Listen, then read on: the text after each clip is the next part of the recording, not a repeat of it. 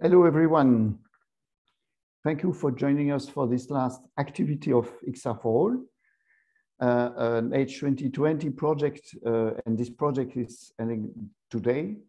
And also welcome for the first activity of XR4 Europe. This new association will continue the project in the coming years.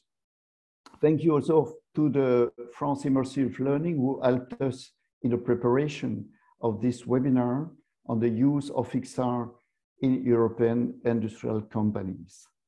The afternoon program is full, and I would like to thank the speaker who will share their expertise during this more than 2 hours.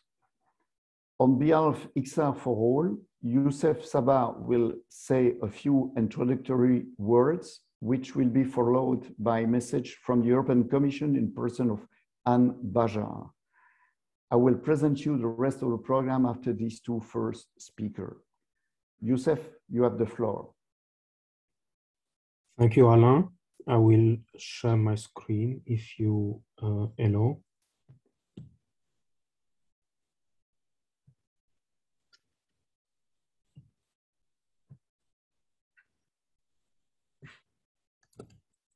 So welcome in this event.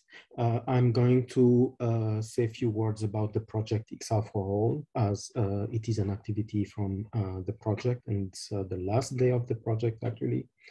My name is Youssef Sabah. I work for the company named Tech Tour Europe. Based in Brussels. Our core business is to connect entrepreneurs, technology entrepreneurs with investors, and I'm project manager of the XR4ALL project together with my colleague Oliver Schrie from Fraunhofer HHI. XR4ALL is a coordination and support action which went out of the call for proposals ICT 25-2018, so back to 2018. The mission of the project is to forge a competitive and sustainable ecosystem of European XR technologies, providers and users, and the duration is 33 months, so ending officially today. As I mentioned, XR4ALL ambitions to forge a competitive and sustainable ecosystem of European interactive technology providers and users, and we plan to do that through 6 main objectives. The first one was to establish a pan-European XR community and forum to coordinate and foster collaboration among the members and the stakeholders in the industry. The second one was to raise awareness about the XR4ALL activities and the community, to raise a maximum number of participants in the community, in the open call that we organize and in all the activities of the project. The third objective was to provide the community with a platform to ease development of XR solutions and to facilitate sharing of tools and algorithms. The next objective was to scope, to organize and to manage an open call with several cutoff dates to select and fund third parties to develop real life solutions and to bring them to market. And then the next objective was to develop a concrete research agenda for the coming 3 to 5 years and a vision for the longer term, 5 to 10 years. And the last objective was to help entrepreneurs, technology, who have technologies to come closer to market, so from research to market, mainly by improving their investment readiness and bringing them together with investors. The project was run by 5 partners. Fraunhofer HHI as coordinator, the largest application-oriented research organization. BICOM in France as a technology research institute. Stereopsia, represented by Alain in this call, a non-for-profit association running international events and dedicated to all forms of 3D XR AI technologies.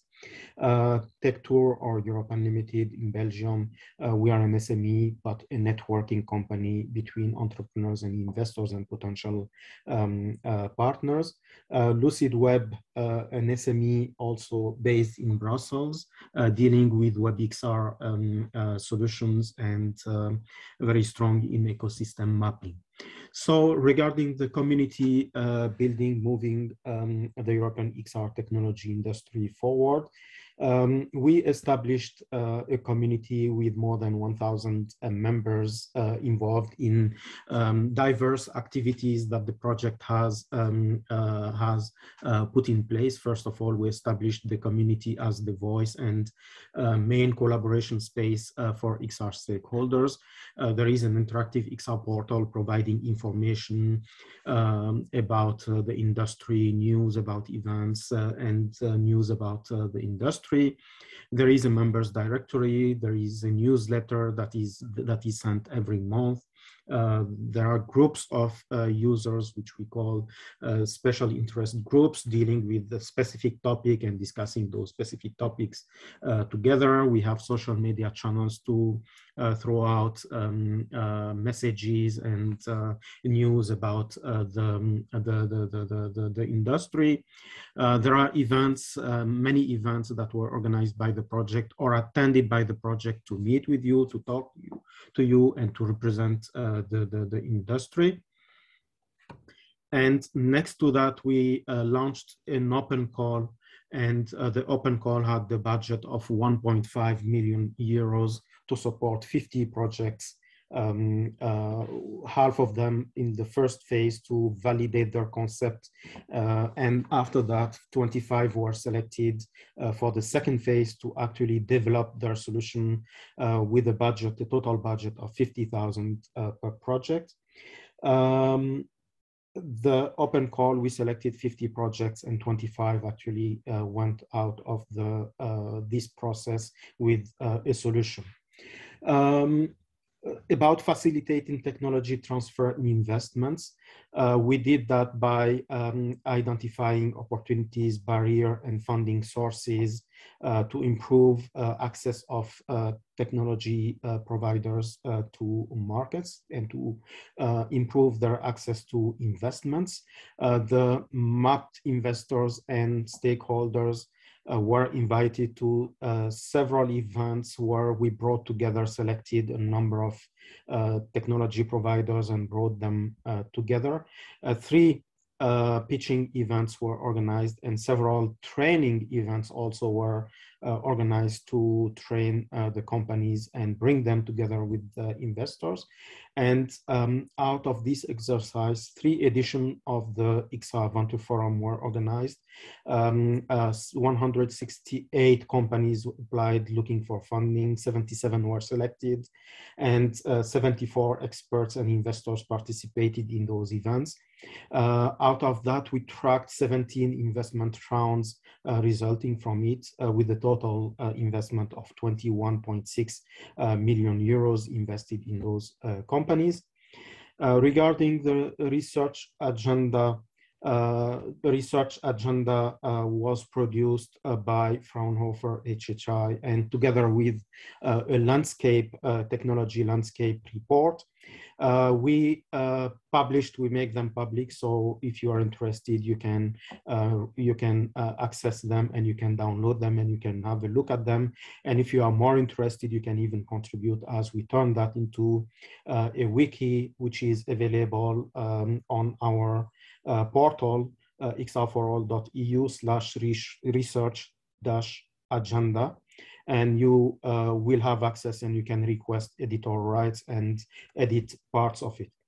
In total, we have more than 1,150 members registered from 57 countries, more than 40,000 visits on the XR4ALL portal, 14 special interest groups which are established, and 79 organized meetings.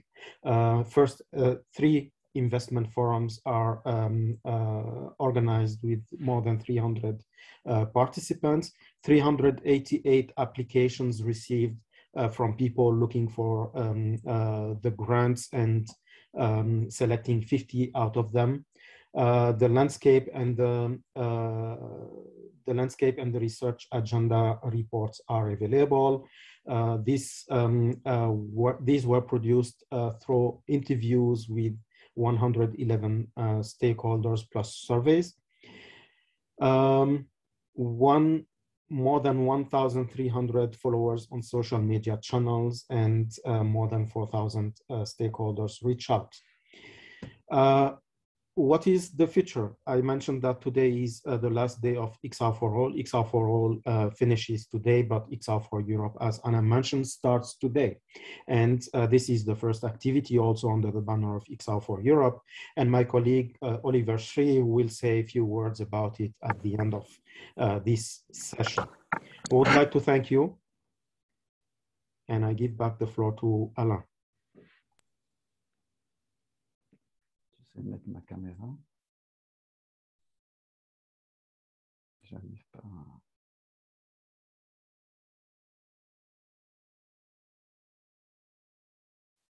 Thank you, Youssef. And then directly, the floor is to Anne Baja from the European Commission. Anne, could you switch on your video and micro? Super. Thank you. Yeah, and be officially online. Thanks, Alain. Good afternoon, everyone. I'm very happy to be with you today. And as Alain and Youssef just reminded us, it's also the last day of XR4ALL. So this is my last opportunity to talk to you as the representative of the unit who has been monitoring XR4ALL in the last 3 years. So for those of you who would not know us yet, we are the unit G2 from DG Connect, the European Commission. We are dealing with interactive technologies, digital for culture and education. And one of the things that we are specifically dealing with is virtual, augmented and mixed reality, so extended reality, both on the policy side and on the funding side, with funding research and innovation in Europe. So this is the last XR4ALL meeting, which is one of the projects that we have been funding under Horizon 2020. I mean, those have been 3 kind of busy years for everyone, I think, with many workshops. I think I had a couple of times the opportunity to talk to some of you. I think many contacts were made amongst yourselves with us, and much work has been done indeed. XR4ALL being a coordination and support action, it's had a special place for us in our portfolio because this is where we manage to interact more closely with the community and trying to understand exactly what are your needs and how we can better support you for the future.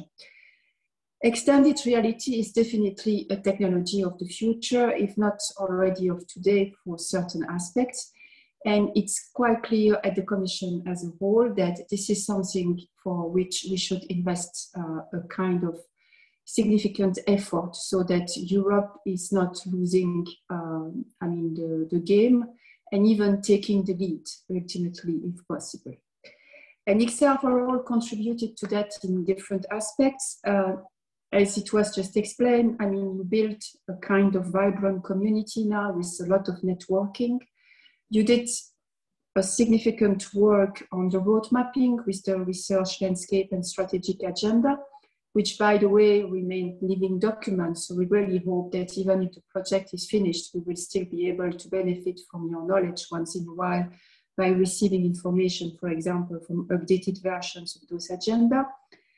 The efforts put on the FSTP's projects for indeed 1.5 million of small targeted projects to contribute to really clearly identify problems with end users and industry, I think have been something which has clearly added to the strength of Europe in the domain.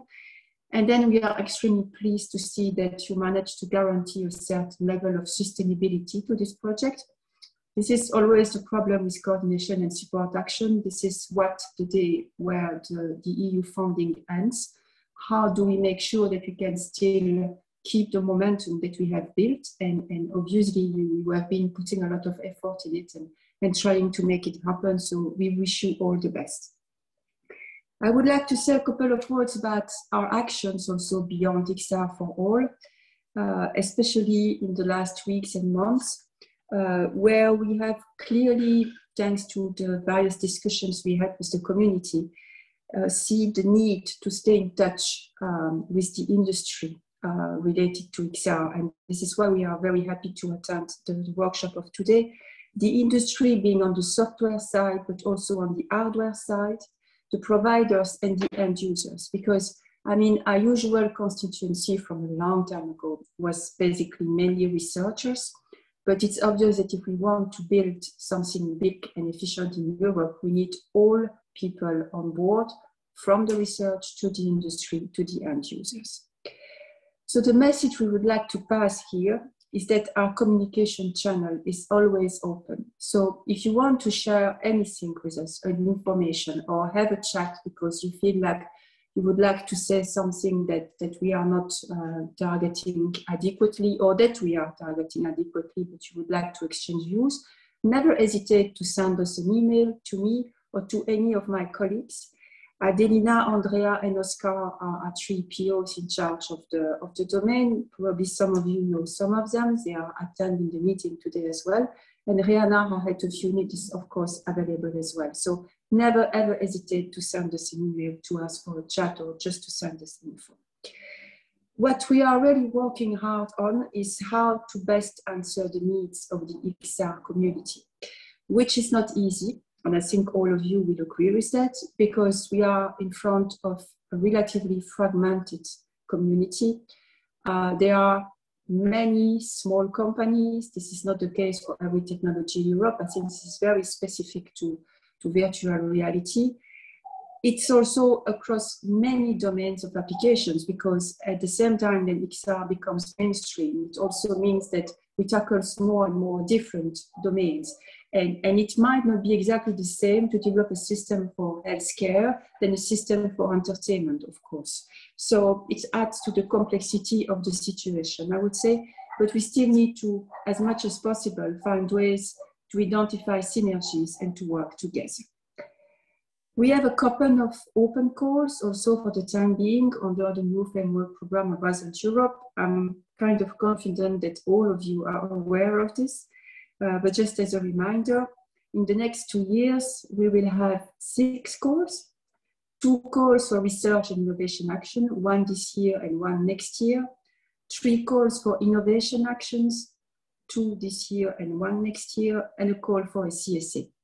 So the idea of this new work program is to have some clearly focused research and innovation covering various domains to make sure that Europe is developing scientific excellence, but also to kind of see how we can already think about products a bit more mature in 3 domains that we have identified as being priority domains.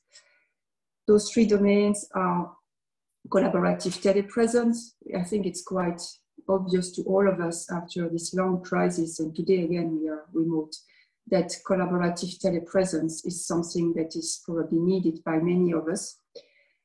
Media, I mean, this is probably one of the sector of applications where, you know, virtual reality will be one of the first technology to really spread and be used.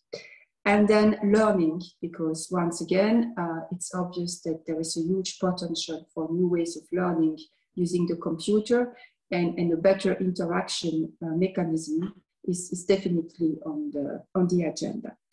We also have a CSA in the pipeline, which will be a bit different from XR4ALL. It will still tackle the issues of building an ecosystem, but it will also specifically deal with the ethical, privacy, security, and safety issues faced by using extended reality, with the view of ensuring a good takeoff and deployment in the future of those technologies in Europe, meeting our European values. So if you want more information, you can go to the Europa website and just select Horizon Europe, and then you can easily find all those calls.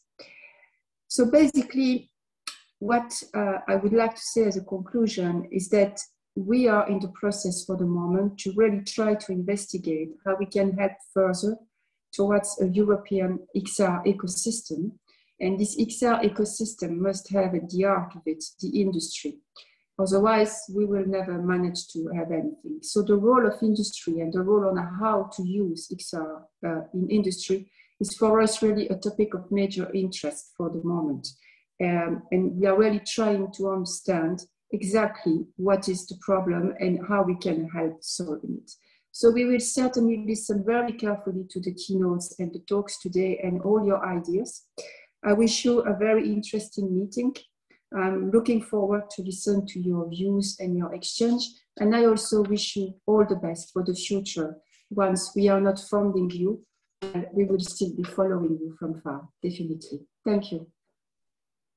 Thank you, and thank you very much and for this good word. Well, now we have the pleasure to welcome two well-informed keynote speakers to share the expertise about this sector. First, we will welcome Anthony Vitilo from New Technology Workers, and then James Watson from XR Tech Marketing. Anthony, are you there? Yes. The floor is yours. The floor is yours. Thank you, Alain. Hello, everyone. Thanks for inviting me to this amazing meeting. And I would like to talk with you about the possible use cases of XR4 in the industry. So let me share my screen now so that you can see it.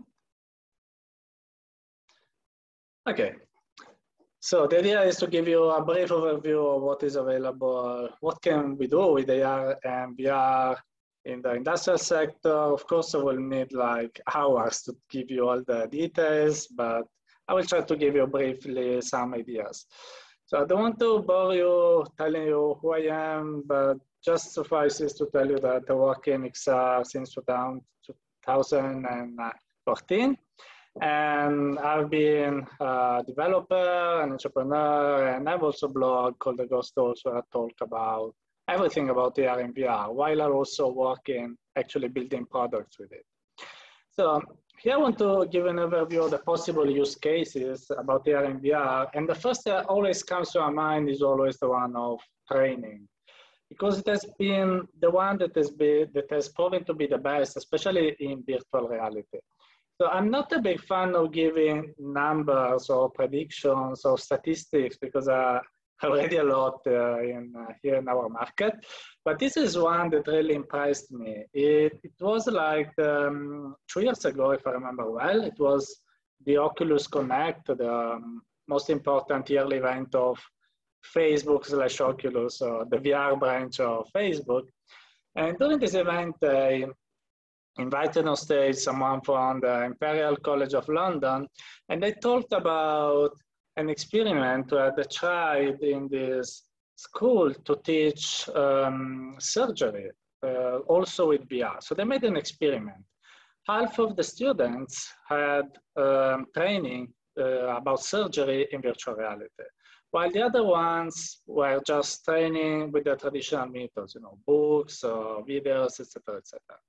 So at the end of this course, both of these groups of students were sent to give a surgery with assistance, of course, of their teacher in a laboratory. The ones that had the VR training, 83% of them were able to complete the surgery, of course, with the help of the professor, but they were able to finish it. Of the other group, the percentage was 0. So no one was able to complete it without VR. And this shows you the amazing power that virtual reality has in training you in doing something, because it really puts you in the real scenario.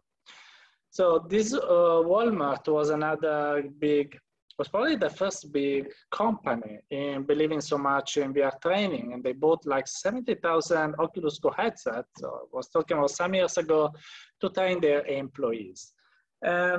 The training was not, technologically speaking, very advanced, or mostly 360 videos and things you can point just with the remote. But anyway, it was pretty effective. I remember that one was the San Diego shooting in the USA, some people recall that the Walmart employees were able to handle the situation better than others, also because they have been training, and part of their VR training was about emergency situations. So having been already immersed in the virtual environment about a possible emergency, when it happened in real life, they were already ready to do that.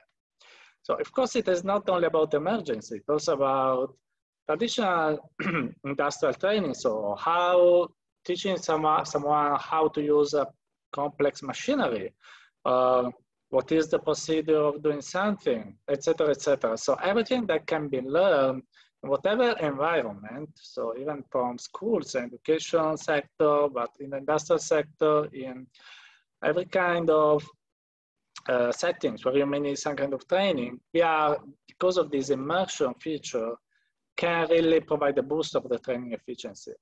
And this boost is even bigger when it has to teach you about dangerous situations.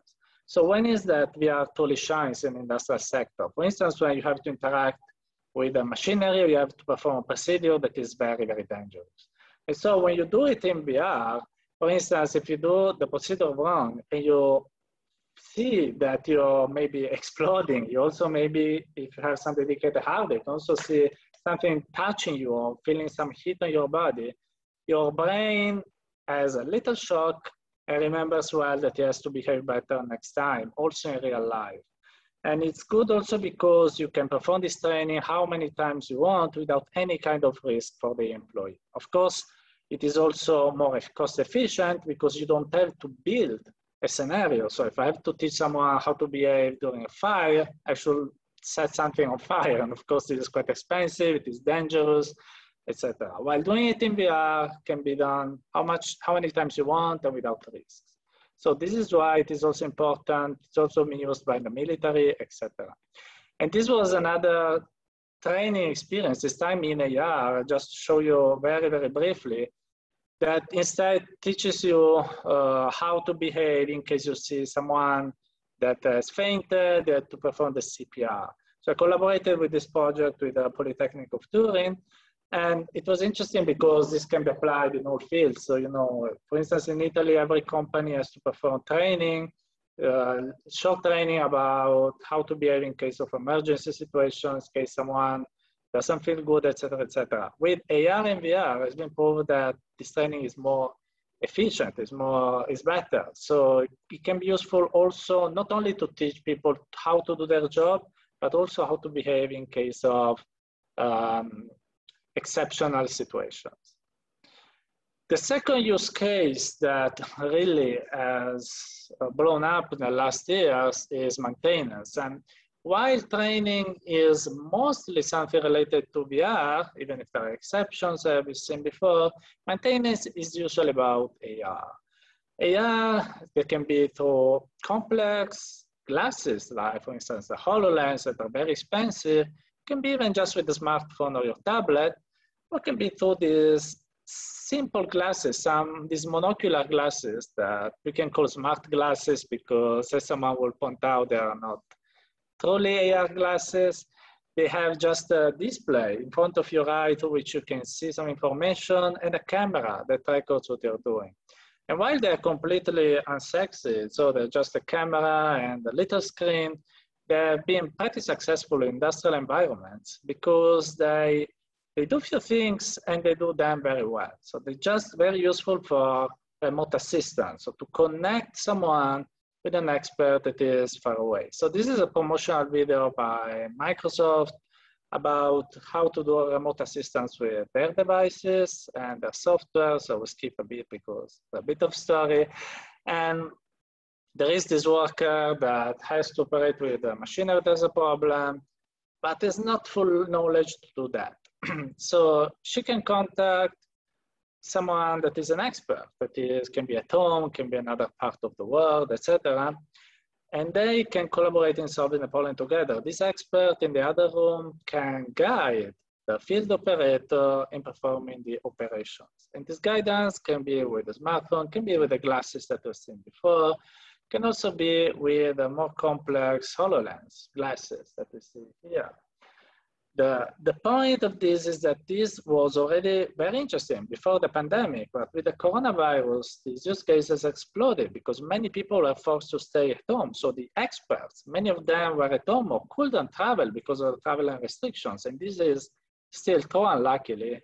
So these use cases have been proven to be very useful for the industry. So can have just a few experts in whatever venues they are, and they can collaborate with people from all over the world.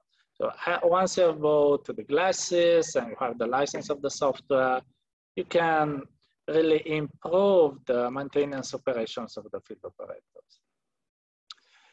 Of course, there can also be something that doesn't require an expert that is live communicating with us, also because that is not cost efficient as well, because the experts are limited resources and we don't want to make them too much stressed. So in other use cases, provide this kind of expertise offline. So writing manuals that can be seen in augmented reality next to the machinery that has to be operated. This is incredibly important also because one of the things that are being requested the most in recent years has been the fact that companies have some expert operators and maybe are becoming old and they want to retire. And the company tries to train the new people that join the company to perform the same job. And this is something that should be done somehow and requires time, effort, etc., etc. Having this kind of resources, so writing this kind of materials, can be useful to transfer this knowledge and also help people that maybe have not seen this machinery before to be able to operate with it. Maintenance is very important because when you start talking with companies, you realize that in some sectors, like the automotive one, when the product line stops even for some minutes, it may mean even millions of dollars of losses for a company.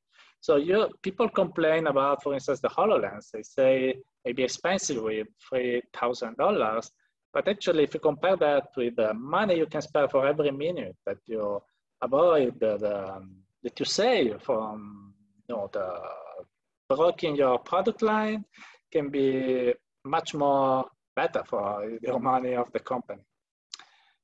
And something that has also been studied recently is also mixing different technology like IoT and AR. So having sensors that guide the maintenance operator of how is that machine. So imagine if you are a field operator, you are just inspecting all the machines of the factory, and you walk around the floor and watching them with AR glasses. You can see some data about them, and this data is read by the sensor. So you can see, analyzing the data just at a glance, and AR and VR is proven to be better in making our brain analyze the data because they are in 3D. That is how our brain likes to think.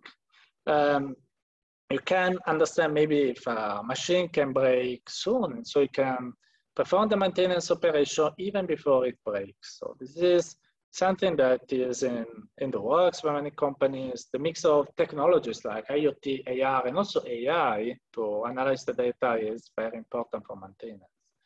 And we can talk also about simulation. That is continue what I said before about the sensors. Another trend is mixing digital twin and XR. There is a lot of talking about digital twin. Is a bit like sometimes like the metaverse. It is not clear exactly what people want to mean when they talk about digital twin, but actually the meaning should be that you have like a simulation of a real machinery, of a real object. You have like an alter ego that is virtual, and analyzing the life, the simulation of this virtual element, you can understand what can happen to your real machine. Maybe you can predict that it is going to break because you see that the simulation is breaking in 2 months, for instance, and so you can repair the machine before it breaks, again, for millions of spare money.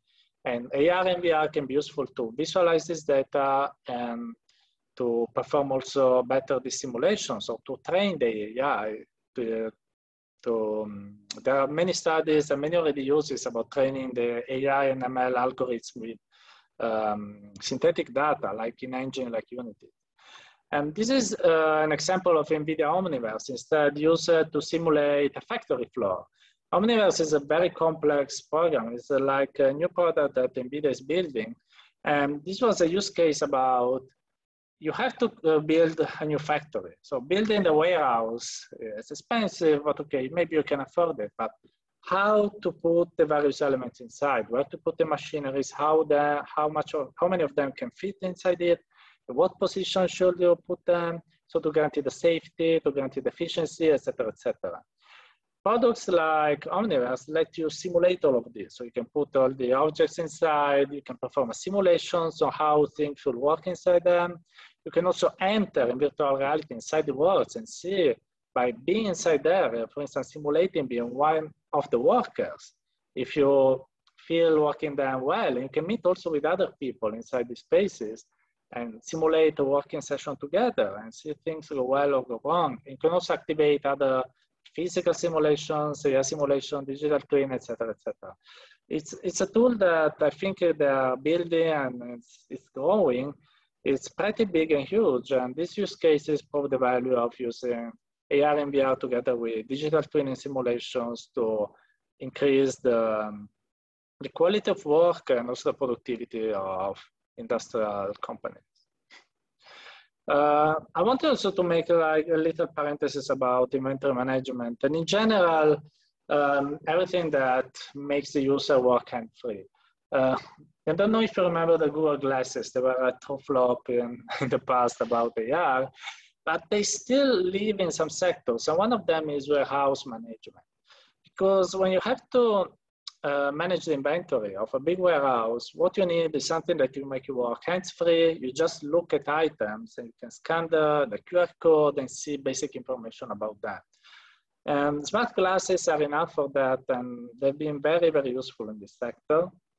And I want to highlight also the importance in every kind of AR with glasses or smart glasses that you can be hands-free.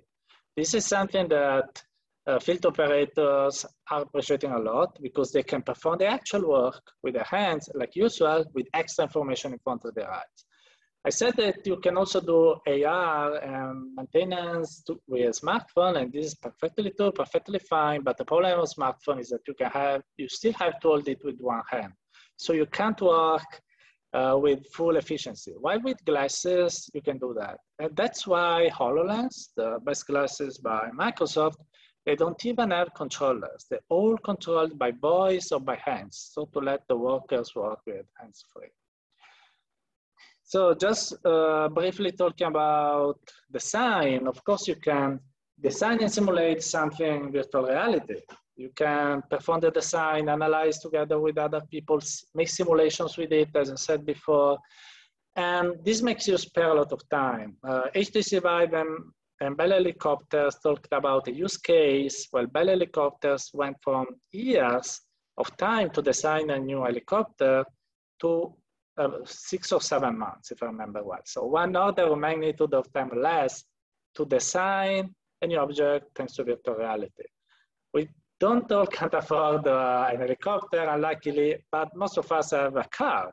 In the automotive sector, someone told me that in a way or in another, all car manufacturers are using VR at this moment because it allows them to design parts of the car, see it in all environments with daylight, with at dusk, in every moment of the day, simulate different colors, different materials without building physical models. And this is a lot of spare of money for them. Of course, they also told me that in the last part of the process, when you actually have to finalize the design, the physical moment is still unbeatable. But for the phases that are before, it is very effective. I also talk about here about Bori, in case you want to not make the full design, but for instance, make a simulation with blocks in an easy way, like, mock-up or something. There are tools like Bori that let you do that pretty easily. So even without having to study a full design. As who talk about me mentioned, of course, there is also virtual collaboration. So meeting inside one space and talk about what we have to build, make brainstorming, working on design together.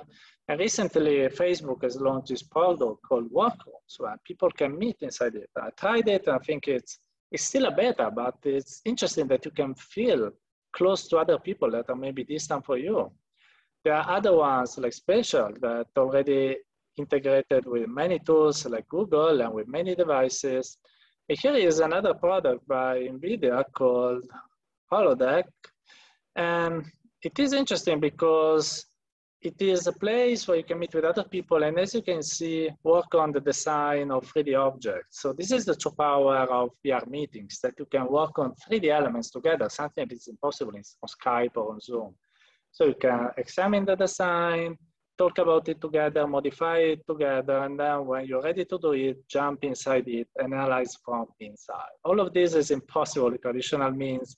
It's very expensive and also difficult to do in real life with many physical simulations. With this one, I have many tools also to contact people distant from you and search on the web for how to improve the design, etc. So also this is a way to spare a lot of money that you should spend with physical events or physical object prototypes that you have to build. This is another video, but I skip it because the time is close. And I want also just to make a little parenthesis about marketing. Of course, after you build a product, you can also use AR and VR to make some special marketing because of our effect about it. Or another advantage, in case you sell big machinery, for instance, you can send people, make people see them in AR and VR without having to move the real element inside the exhibition, for instance. You can just bring some headsets with you and showcase what you're working without spending too much money. Or create configurators or try-ons applications for it. I close just saying that another application that is maybe a bit different for the other ones is also AR and VR can be used on team building. I know people that are working on it, and it's interesting because even if you make people play together, you make them live an amazing adventure in VR, the people in the same team, can create a group, and you can also understand how they interact together to understand if the team is a winning one or not. So I skip all the rest. This was in case there was time, but I think that we are done with that. So just thank you for your attention. And this is how you can contact me, and enjoy XR for the industry. Thank you, Tony, for this wide spectrum of use, presentation of wide spectrum of XR use in industry. And then I'll let the floor to James. James, are you there? I am indeed, Alan. So thanks very much. Great to be invited along to this by XR4ALL. It's a really good initiative and great to see kind of bringing together the different elements within the kind of European XR ecosystem. So very quickly, a little introduction and then we'll dive into what I'm going to talk about. So I have been involved in the XR industry now for about 9 years. It was actually the first Oculus DK1 that kind of got me into it and intrigued, and really haven't looked back since then. And in that time, I've worked for large advertising agencies running XR teams within that. I've also worked for a company called Immerse, who are a virtual reality enterprise platform provider, probably still the leader in that sector of the market. And then more recently, over the past year, I've set up a consultancy focused purely on the XR sector to help particularly companies position themselves, go to market, raise investment and various elements there. So let me jump into the presentation and we will get going. There we go. Splendid. So I'm going to look today at some of the considerations, particularly companies looking to use XR solutions should consider when they're looking to either select or to identify the right use case. And obviously we've only got 20 minutes, so I'll touch on it. It won't be completely comprehensive, but it should give you a sense of where things play out. However, before we get into that, I came across a really interesting word recently that I wanted to share with you, and that's technoptimist. And it is a word that people use. It's not a real word. It's not in the dictionary. So use it wisely, as I say there. But it was just interesting. A technoptimist is someone who views all technology as enhancing, you know, our lives or a process or what have you. So inherently positive about what technology can do. And that got me thinking too, well, if you have a technoptimist, what is there an opposite? You know, is there the, you know, the light side to the dark side? You know, think of technoptimist. I instantly started thinking it's like Luke Skywalker. Everything's good and it's positive. Well, is there a Darth Vader to that word? And indeed there is. It is another made-up word, but the word nonetheless that people do in fact use, and that's tech depressimist. And that is someone basically who's so against technology that they even sort of depress people around them. There's like an aura around them of thinking, you know, technology is bad and it's only going to end badly if you use it. So just the flip side, and I'll explain to you why I think these two terms are quite interesting for us to consider as we sort of look at the XR sector. So, and then we have, I warn you, I do love GIFs, so there will be a few GIFs coming through this presentation, but I warn you, but I don't apologize because I love a good GIF. So thinking of that technoptimist and tech depressimist angle. Tech depressimist, drones are evil, invading our privacy, flying over our houses, you know, taking pictures of sunbathing in the garden, whatever, it's bad. That would be obviously a tech depressimist. However, you think of a technoptimist, well, this is actually footage of the first ever life saved by a drone, which was down in Australia with the Mini Ripper here, whereby they fly out, they're able to drop a life vest to a distressed swimmer and save their lives. So technoptimist view there. AI will take over the world, and this is deliberately playing on the fact that everyone gets confused when they say AI and they think robots. It's not robots, but that's what people tend to jump to, and, you know, robots are going to take over the world. Well, you know, once again, the other view would be, from a technoptimist view, is, well, if you look at what AI can do, you know, perhaps it'll solve some of the biggest medical challenges we see in the world today, with the ability to analyze, you know, millions of records much more quickly than if humans are involved. And the good thing as well at the moment, it does seem not to worry too much about world domination from robots, because they aren't all focused on that at the moment. There's a few other things they're trying to master, and not very well in the case of football. And then moving on to VR, which is where I'm going to focus more so than specifically on AR for this presentation. But, you know, the tech depressimists will be like, VR is going to isolate us from the real world. Here's a picture from Ready Player One. Well, actually, as we'll know, some of the brilliant examples Tony just cited in his presentation, there are some incredible things that VR can do. This actually is probably one of my favorite examples, which really inspired me when I first came across it, which is using VR as a distraction method for pain relief, particularly in this case for dressing burns for young children, which I think is such a strong use of the technology, and actually a very old example in this case as well, but hugely valid. So why have I told you all these things? Well, I think that often, you know, by attending this talk, you probably have quite a positive view of technology, which is great. But what we need to do, and what sometimes I think our sort of industry is slightly guilty of, is getting a little bit carried away with the technology. Because at the end of the day, the technology is only as good as the results it gets or the benefits it gives to customers. So it's very much a case of saying, well, of course, be a technoptimist, don't be a tech depressimist. That would be going too far the other way. But be a pragmatic technoptimist, okay? Be pragmatic in how you look at the technology. You know, ask questions, be inquiring. Don't just accept that something is going to be better because you're using a bit of cool technology. That's not going to get you anywhere. So where that kind of led me to as well, following through with the Star Wars theme, is, well, if you've got, you know, technoptimist is Luke Skywalker, tech depressimist is Darth Vader. The obvious way to go with this is, well, you know, be a little bit more like Han Solo, a bit more cynical, a bit more not quite sure about stuff, and a bit more sort of, you know, questioning of what you can do. So, you know, taking that analogy forward, be a bit more Han Solo. So moving into the key considerations when you're considering implementing an XR program. Five key things, and as per the asterisks there could, realistically there's probably 20, but from this perspective, I think, focus on 5. We've got 20 minutes. Let's try and give you a good sense of what those core ones are. So choose the right use case, identify value, understand the hardware options, data, and plan for success. So what do I mean? So this is not the technology you're looking for, said in the true way of Obi-Wan Kenobi. What do I mean by that?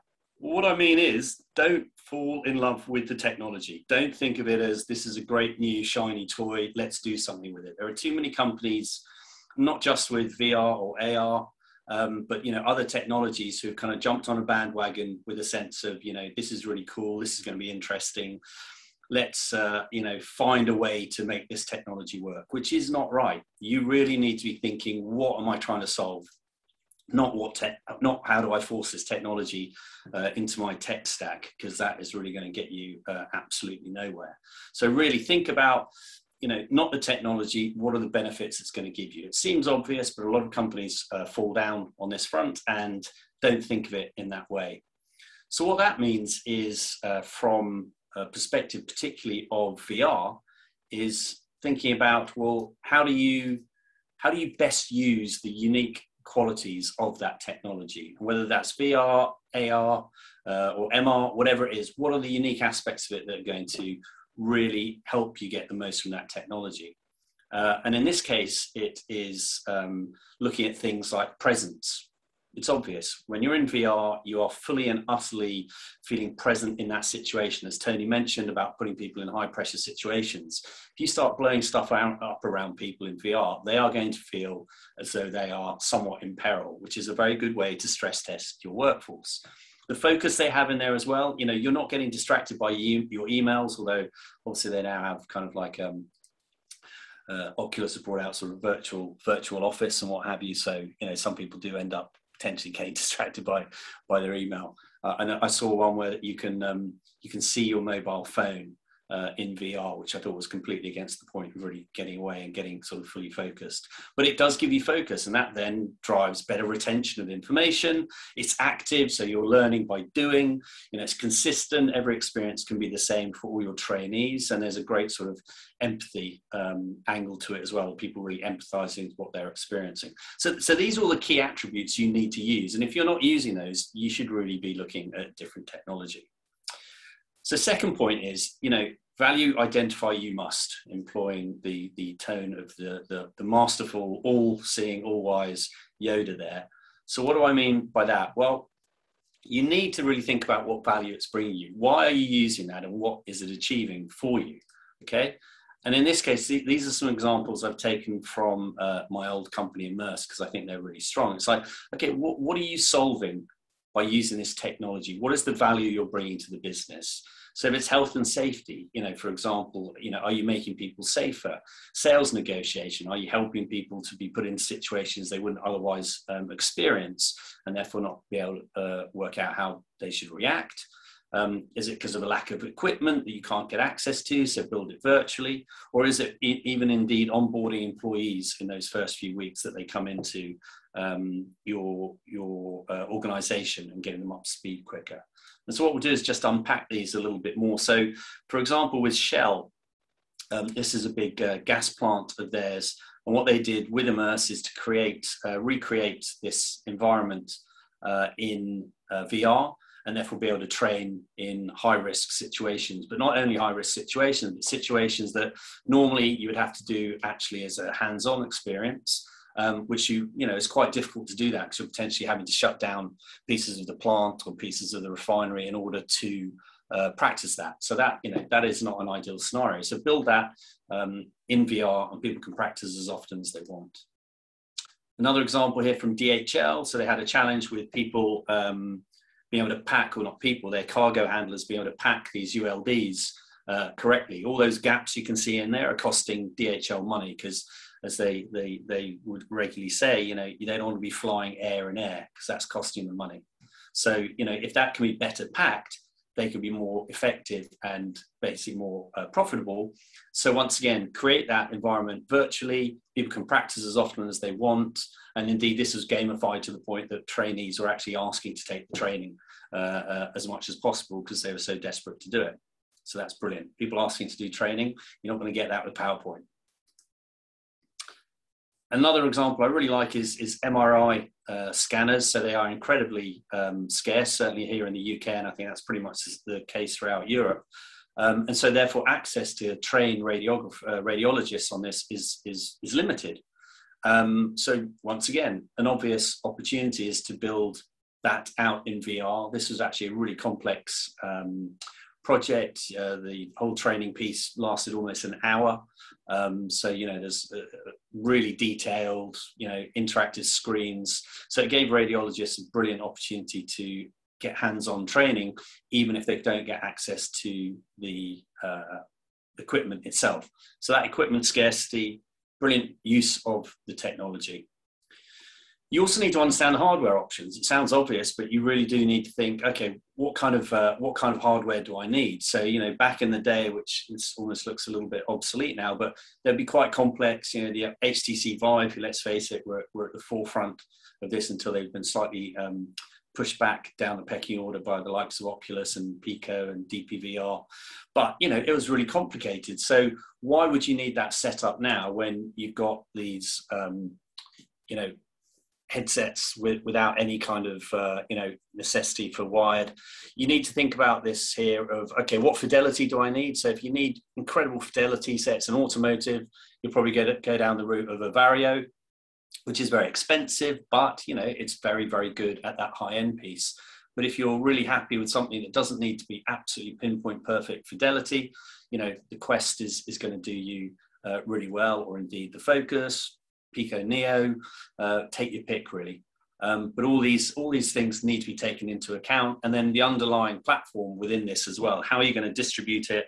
How are you going to do all those things that you need to think about from an enterprise perspective? You know, user management, security, all the nuts and bolts of it as well. So you've got to think about, you know, the hardware and the platform it's going to sit on. And how can you best use it? I think a bit of a challenge here for companies sometimes is they're thinking, well, you know, what if I get something that's going to become obsolete? You know, what if I choose the wrong thing? Well, those need to be considered, but you aren't necessarily tied to one specific piece of hardware once you select it. But you do need to consider, okay, what happens if my requirements change? So that whole hardware piece, I think, you know, as the adoption grows, you know, your IT departments are getting more up to speed with what the considerations are, you know, and how they implement it. So that will become more, you know, everyday kind of stuff. I think there'll be a point in, you know, 5, 6, 7 years where, you know, you'll get your laptop, you'll get your phone, and potentially you'll get your headset as well. But we'll see. Number 4, so just checking on time, I think we're okay at the moment. Data. It's all about data. Data is so important because with the data you can then show return on investment, you can show, you know, improvements, all sorts of things. A year or so ago, data sort of wasn't really on people's agenda. They were kind of more, you know, into the technology itself. Now, I think there's a bit of a shift around to think more about data. So I'd say probably, you know, it still needs to move further. But a year or so ago, this was a fairly standard quote you come across with regard to the effectiveness of VR, which used to pretty much drive me nuts, to be honest, because it doesn't tell you anything. 99% of employees who tried the VR training felt it would help them improve their performance. This is a real quote. I haven't attributed it to the relevant person because that wouldn't be fair, but this is a real quote. I mean, of course, everyone's going to feel it will help them do their job better because it's an amazing bit of kit. You know, they've gone from looking at a PowerPoint on a laptop to putting on this amazing VR headset. Of course, they're going to think it does help them with their job because it's a lot more fun. So these sorts of comments, you know, to me would sort of be a red rag to the bull for like a CFO going, okay, so what was the value we got from that VR or AR project? Oh, everyone loved it. So that gets a big fat cross for me, to be honest. Where you want to get to, which is a great quote I love from Thomas Bonnet, head of the Cyberhuman Lab at Cambridge University. I know Thomas reasonably well. These are the sorts of quotes you need. So in comparing a traditional paper manual training process with a customized VR training process, the team found that VR training resulted in 55% faster task completion rates. Those are the sorts of stats that are meaningful. Those are the sort of stats we need to get to. So Thomas gets a nice big green tick. Well done, Thomas. Briefly, what sort of things can you track? Well, if you think about it, pretty much anything within VR environment, if you have it correctly set up. So you have movement and interaction. So did someone pick up a certain tool and do something with it? And how did they move? Did they drop it? You know, you can have all that recorded. You can record voice, of course, which is also important to overlay onto the overall experience and work out what people were doing at the time.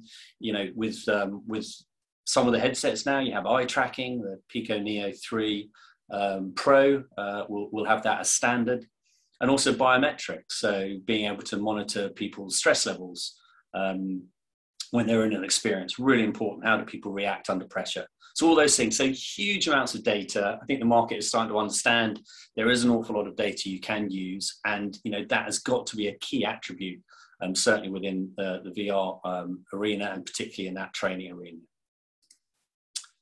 Finally, number 5, plan for success. We've got a very happy Stormtrooper GIF there, showing that you have been successful.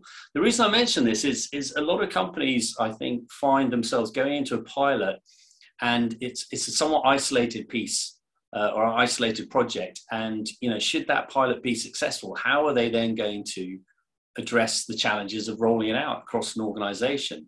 You know, it hasn't been built as a standalone piece of content that doesn't really fit within a corporate infrastructure, or is it something that, you know, you can scale quite easily? And if you're not thinking about that, you're kind of setting yourself up to fail, because you may have a successful pilot by your criteria, but how do you then roll that out across an organization? Have you got to throw that pilot away and start again? Not ideal.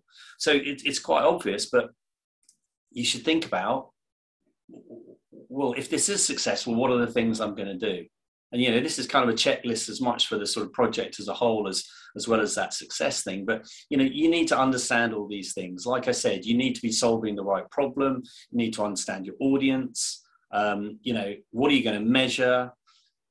Sort of some more logistical things. Is this remote, on site? So is it sending kit to people? Do they come somewhere to do it? You know, do you build it in-house, use a third party? Do you integrate it, or is it standalone? You know, how are you going to deliver it, and how do you define success? So it's just really important to think, well, if this is successful, what do I do with it? You know, it's not throw it away and start again because that was an isolated thing. It's think about how this then can be pushed out through an organization. Really, really important. And there you have it. I am very happy to chat. Should you wish to get in touch with me, you can do that either through LinkedIn or email me directly. Happy to just have a discussion, or if you've got any specific projects in mind. And you know, what I leave you with there is be a techno-optimist, but be a pragmatic techno-optimist, and think a little bit more along the Han Solo lines when you think about it. So thank you all very much. Thank you, James, for this very interesting presentation. We enjoy the GIF, and it was like a gift in the presentation. And thank you again. You're welcome. And you keep with us because you will be in the debate with the SIG chair later in the afternoon. Okay, thank you again. It's time now to welcome two industries. Alstom, we will be represented by Franck Gaillard, and CEA, Commissariat à l'Énergie Atomique in France, represented by Reynald Boileau. And then Louis Dupin from France Immersive Learning will interact with them to present concrete project on XR use in industries. Guys, the floor is yours. Hello, everyone. Hello, Franck. Hello, Renalda. Hello. It's a pleasure to be with you this afternoon. So, as was said earlier, XR Tech has got a lot of things to bring to the floor when it comes to training and industry. And anything that you will gain some insight with Frank and Renaud and what they are going to say. So Frank is a global learning director at Alstom in France. He's responsible to support function in their development strategy, the learning development strategy, and build and plan and implement an integrated learning strategy all around the group. For Renaud, he's an educational leader at ISTN/CEA in France, and is in charge of the EVOC project. And maybe, guys, you can talk about a little bit about what you are doing in your respective enterprise. Renaud, you go first. As you want, thanks. So thank you, Louis. I work actually as a training project manager for INSTN, so the French National Nuclear Institute. I'm in charge of the project of EVOC. EVOC is a mixed reality reactor with the proposition of an exclusive nuclear experience, as we can say. So to explain the genesis of EVOC, I have to explain you the INSTN situations on CEAs. So for decades, INSTN had been using CEAs research reactors, such as ISIS reactors, to train its students and professionals from all across the nuclear industry in France and abroad. So while the necessity to train more students and professionals on reactors technologies was growing, and despite this reactor shutdown, it was essential for INSTN to maintain the higher level of its educations and the quality and improve its skills and knowledge transfer efficiency. That's why EVOC started the project. It was started like this. So it started 3 years ago, and now we can say that it's really at the high level of technology. Due to his major innovations. So you can put the video perhaps, and I will tell you take you up after about the innovations. Yeah, I'm showing the screen. That one. Share. Okay, we're good.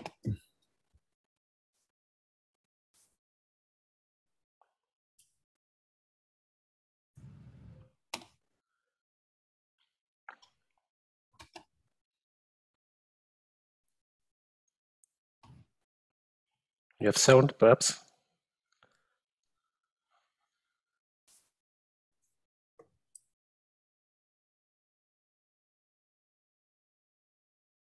So as you can see, it's a simulator, so paired with a virtual reality room.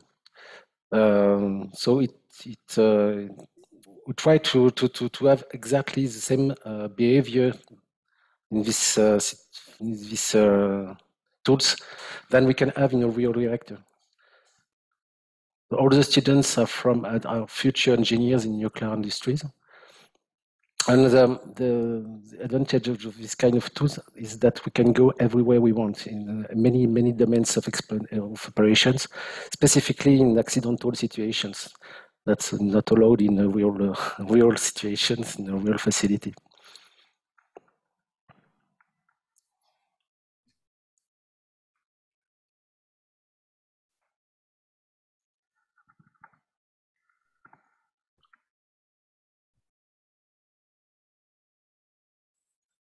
So the parameters involved in the simulator are the parameters coming from the ISIS operations, more than 40 years of operations with IE to have the most real behavior in the simulations. And here you can see we have a connected radiation supervision device. The wired-up instructor tablet to put students and trainees in real nuclear plant conditions. So I can tell you about the different innovations. So the first one is Interact. It's a solution to allow the interaction between participants in a mixed reality environment without any time distortions. The second one is an Epic joystick the joystick solutions to control moving equipment in the virtual environment from the real device. This solution uses the Matisse technology. It's a technology developed by CA 4 years ago. On the connected, as I've said you before, the connected radiation supervisions, the device is wired to the next tablet. That's very interesting, and the trainees are very interested when they're involved in this kind of tools. Okay. Wow. So we will get back to all this work and what are the stakes to make it function and deploy it further out. But first, let's hear Frank and about what you are doing right now at Alstom and why are you looking toward XR technology at the moment? Yeah, great, thank you. Well, as you said, I'm in charge of learning at Alstom Group, so it's a global leader in the domain of sustainable and smart mobility. So we deliver high-speed trains, metro trains, tramways, transportation infrastructures, and signaling systems. So it's also a company comprised of 75,000 employees present in 70 countries across the globe. And the topic of today, which is how to develop the use of XR industry for a more extensive use. This point is very connected to learning from my perspective, because it's pretty much about generalization, adoption of these solutions and training. And of course, there are limitations also, a lack of technical solutions today, a lack of normalization, lack of XR acumen as well in the population. And but I think we have the opportunity to come back to these limitations later. When it comes to what Alstom has done in the domain of XR, I would refer to regular use in designing and styling of trains, performed with 3D modeling tools, promotion of products and services towards our customers. So we perform through 3D models of their future trains. We invite them in 3D theaters, showing them the trains and delivering, which we will deliver to them. So we change the color of the trains, change the color of the seats as they wish. Anything they would like to be different, they would instantaneously see the result of the change. So it's used also in design reviews of our products with engineering teams. Innovation in design, industrialization, and maintenance areas are also addressed through the use of extended reality. We tend to, for instance, assess serviceability of the design of our products, performing some changes in order to ease the maintenance operation when necessary. So you can imagine a maintenance operator wearing a VR headset and performing the maintenance tasks, and then noticing that the location of the parts is not convenient, is not fostering the maintenance operations. Then this would make us change the design, so to ease the serviceability of the trains. So we use it also for technical reviews, checking the parts directly inside the virtual trains, in project reviews as well. We perform a lot of factory visits. So we've created tens of virtual visits of sites for the introduction of newcomers, or in order to enable people from the entire company to visit factories in any other country. We perform also operation simulation, and we use also digital twins. So in order to perform some test and commissioning of train control and signaling systems, and remote assistance and remote expertise is used as well, leveraging augmented reality, of course. But as you can imagine, these different applications did not really require a massive adoption of XR, because few people were concerned. It required a limited number of devices, limited number of software licenses, whereas today the current needs have evolved, especially since the recent pandemic. At Alstom, we were ready for that somehow, if I may say so, in the sense that we were already using a lot of digital learning solutions, and it was easy for us to transition to remote all our training activities. And since 2016, we worked on implementing powerful digital learning solutions, enabling at a WADAC training, so enabling people to learn anytime, anywhere, with any device, and reaching any kind of content, including digital learning, especially through the Optel solution, which is combined with our learning management system. And the thing is that we were really focused on building an ecosystem that would enable people to learn easily, but also to share their expertise easily by creating content by themselves. And this is a key issue, and this is what enabled us to be so successful despite the concern. However, this pandemic has also pushed us to some limits, and we've been able to generalize remote learning, but we faced big limitations like the organization of events and the organization of very technical operation, technical trainings. And it's precisely now, in order to address these needs, the organization of an event through telepresence, as it was mentioned before, and also the performing technical training at scale, that we need to leverage much more extended reality now. And that's what we are starting to do together also with support of France Immersive Learning. Yeah, so thanks, Frank. Renald, is that an issue for you as well? The transformation of the product that you've got today, as of today, that is more accessible than a standard reactor, to a massive usage of all the training that you have at CA? I think that now this kind of project like Evoque is very interesting in these situations due to many elements like shutdown full source reactor. It's very important to have this kind of tool, but I think that we can. It's not very. I don't know how I can explain that. The virtual reality is not the solution for everything. For the first, very important things. And in operations, the only thing, I think that the training is a good way to start with virtual reality. But with other parts of the industry, it's very difficult to involve this kind of technology. Goes to acculturations, goes to tools, goes to culture of operators. It's very difficult to put other technologies, even to improve the process or other. That's quite difficult to do that. In training, that's very important, and I've heard that before. That when you want to go to accidental situations, for example, that's easier to reproduce something. And virtual reality is very important. Another part important too is when you're talking to attendees like expert or something like this, the modelizations of the virtuality must be very, very precise. Because they want to recognize exactly the situations they live during their job. And that's why I think that that's few limits to involve this kind of technology in industry.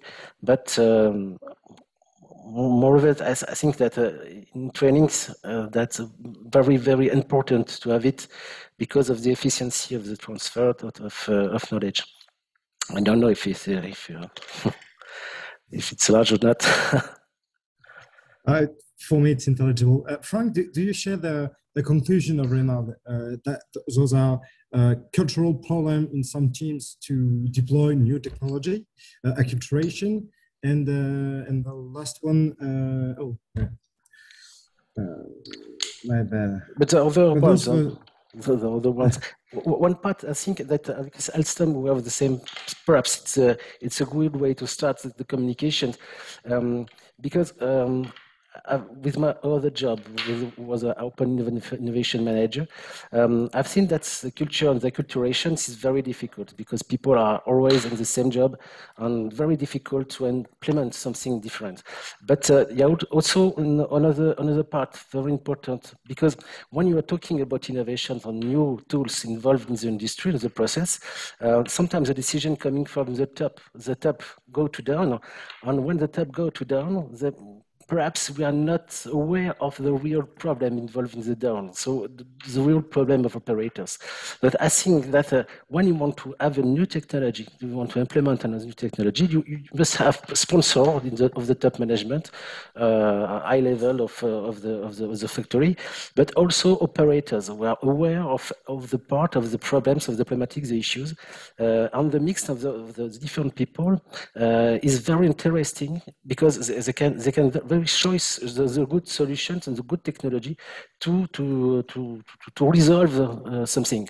I don't know if you have the same problem in Alstom. Actually, the point of the adoption of these solutions is very connected with the cultural aspect, in the sense that many people have never experienced XR. And today, when you face people with a VR headset, most of the time you are facing open eyes, face of surprise, and for many people it's a first trial when you start leveraging VR headset in a company.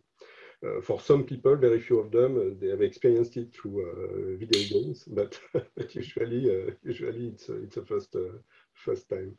And clearly, it's again one more reason for which I used to connect the massive adoption of extended reality with learning, because part of our role as learning organization, learning department in Alstom, consists in enabling people to appropriate these tools, to adopt these new technologies, whereas they've never used them before.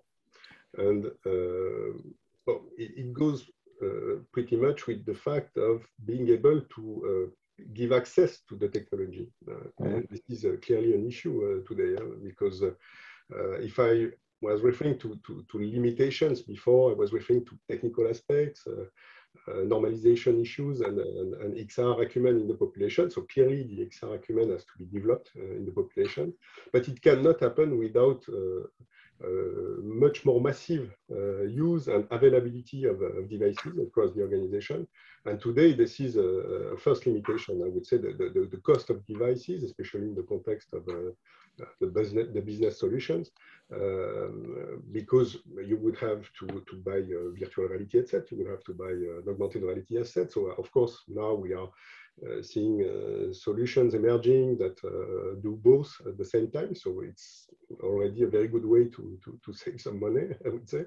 But it's also that the cost of the devices themselves consist in, generally speaking, limitation. Also because it's a limitation, also because we can almost only afford such solutions coming from US or China. So of course, you've mentioned Barjo, which is European, but there are not so many such solutions in Europe today.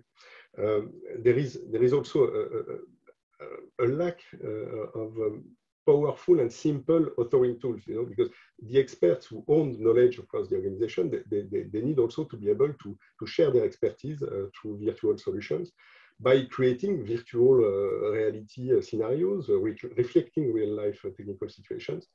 And today, the authoring tools are much too complex for enabling such experts to do it on their own. And there is also some lack of large 3D models data banks, and it requires the use of sophisticated 3D scan devices, for instance. But this is for the technical aspects. But there are also issues which we are facing as a company, which are related to normalizations, the lack of normalizations, especially in the domain of data exchanges. I've seen that James mentioned the need to focus on data. Clearly, as a learning director, I'm in charge also of making sure that I'm able to report on the activities, and I want to do it through the connection between my VR experiences and learning management system, learning experience platforms. So all of that remaining totally at a WADAC and available anytime, anywhere on device, through any device, but connected with the HR information system of the company. So today, this is also an issue, this issue of normalization with regard to data exchanges. But there are other forms of normalizations that are an issue, especially in Europe, because you know very well the GDPR regulation that requires from us to make sure we preserve the data privacy. Today, we have no European tool providing us with the satisfactory virtual worlds, XR device fleet and configuration management. So these solutions are not coming from European countries. So it requires from us that we ensure that these data be available on European servers or servers in Europe, but we're working with companies in US or in China. So these are, I would say, the most important limitations on top of the lack of knowledge of the widest population we are facing today when it comes to extended reality. Okay, I see that we are going to come to the end of the discussion in 3 minutes. So I've got one last question for you both. Out of all the identified breaks that you see today toward a massive adoption of XR in your industry, if you could lift 3 of them first, what would they be? Renal? Franck, vas-y. I may start by saying, first one is the lack of European platforms when it comes to virtual worlds and device fleet and configuration management. This is clearly the first one from my perspective. The second one would be about the lack of acumen, XR acumen in the population. And third, the lack of powerful and simple authoring tools, enabling anyone to create virtual reality experience, sophisticated scenarios, sophisticated interactions, without the need of being a VR software developer. Yeah, true. And then? Yeah. I would like to add one more, of course, adding the flow. When you, especially in what kind of industry, nuclear industry, most of the facilities are far away from town, far away from civilization, and as you can see in France, specifically in France, when you want to only to phone, even to phone, it's quite difficult to shop to catch something. You have just one bar in your smartphone, and it's quite difficult when you have even. It's difficult for you to have a communication, even with one people. Imagine the difficulties to transfer 1,000 and 1,000 data coming from the process with a high level of security. So that's also an issue. You have to cover something. You have to have Wi-Fi specific one, the security of the transfer, the data, the transfer of data. Are also many issues, not dedicated to an industry, but dedicated to all the industry in France. Specifically, ones there, as said before, far away from civilization, if I can say like this. That's the real issue, because when you want to say, oh, I'd like to have a transfer of many data from the operation team to the supervision team, you have to pass through concrete, you have to pass through many installations. Perhaps you have hundreds of meters between the part 1 and the part B. And if you don't have any situation or architecture to transfer this kind of this amount of data, you are not able to go far away. So I think that the industry 4.5, future industry, or the industry 4.0, as we can say, with data scientists, with transfer of data, with the availability of experts on site directly. If you don't have any structure, you are not able to go. That's a real issue at this time, I think. Okay, thanks a lot. I see, Alain, that we are over the limit. I'm going to give you back the time. Just a final word quickly. It's that we know that in industry there's a lot of opportunity for XR-Tech. There's a lot of benefits for XR-Tech, but there's still a lot of work to do, which is a good news for all of us, because we are going to still have work for the upcoming years. But we need to tackle those as an organization, a European one, because we are going to have a European solution for some of the issues that we announced today. That's it for me and for Alain. Renald, thank you very much for your participation today. Thank you, you both. Thank you. You to this guy for this presentation and debate. We split now to the report about the survey we organized in XR4ALL in June and July. I just share my screen now.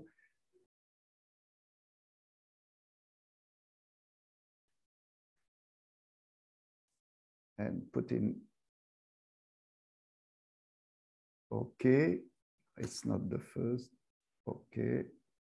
Well, then I'm pleased to present the result of this survey and conduct in June and July, mainly amongst the XR4ALL members and some European cluster partner of XR4ALL. This study, which does not pretend to be a large, exhaustive study at the European level, questions the massive use of XR in the industry. We had 110 respondents to this study, and I am not a statistician, but it nevertheless allows us to take the pulse of the sector on this important subject to the future of this technology. The majority are independent of the respondents are mainly independent developer or cluster members. 16% of the respondents are from industry, and within this subgroup, engineering and training are the most represented. The first question was about the reasons for the massive non-use of XR. Respondents were asked to think the top 3 reasons. It's useful to note that there still seems to be a need for evangelization, for promotion amongst companies.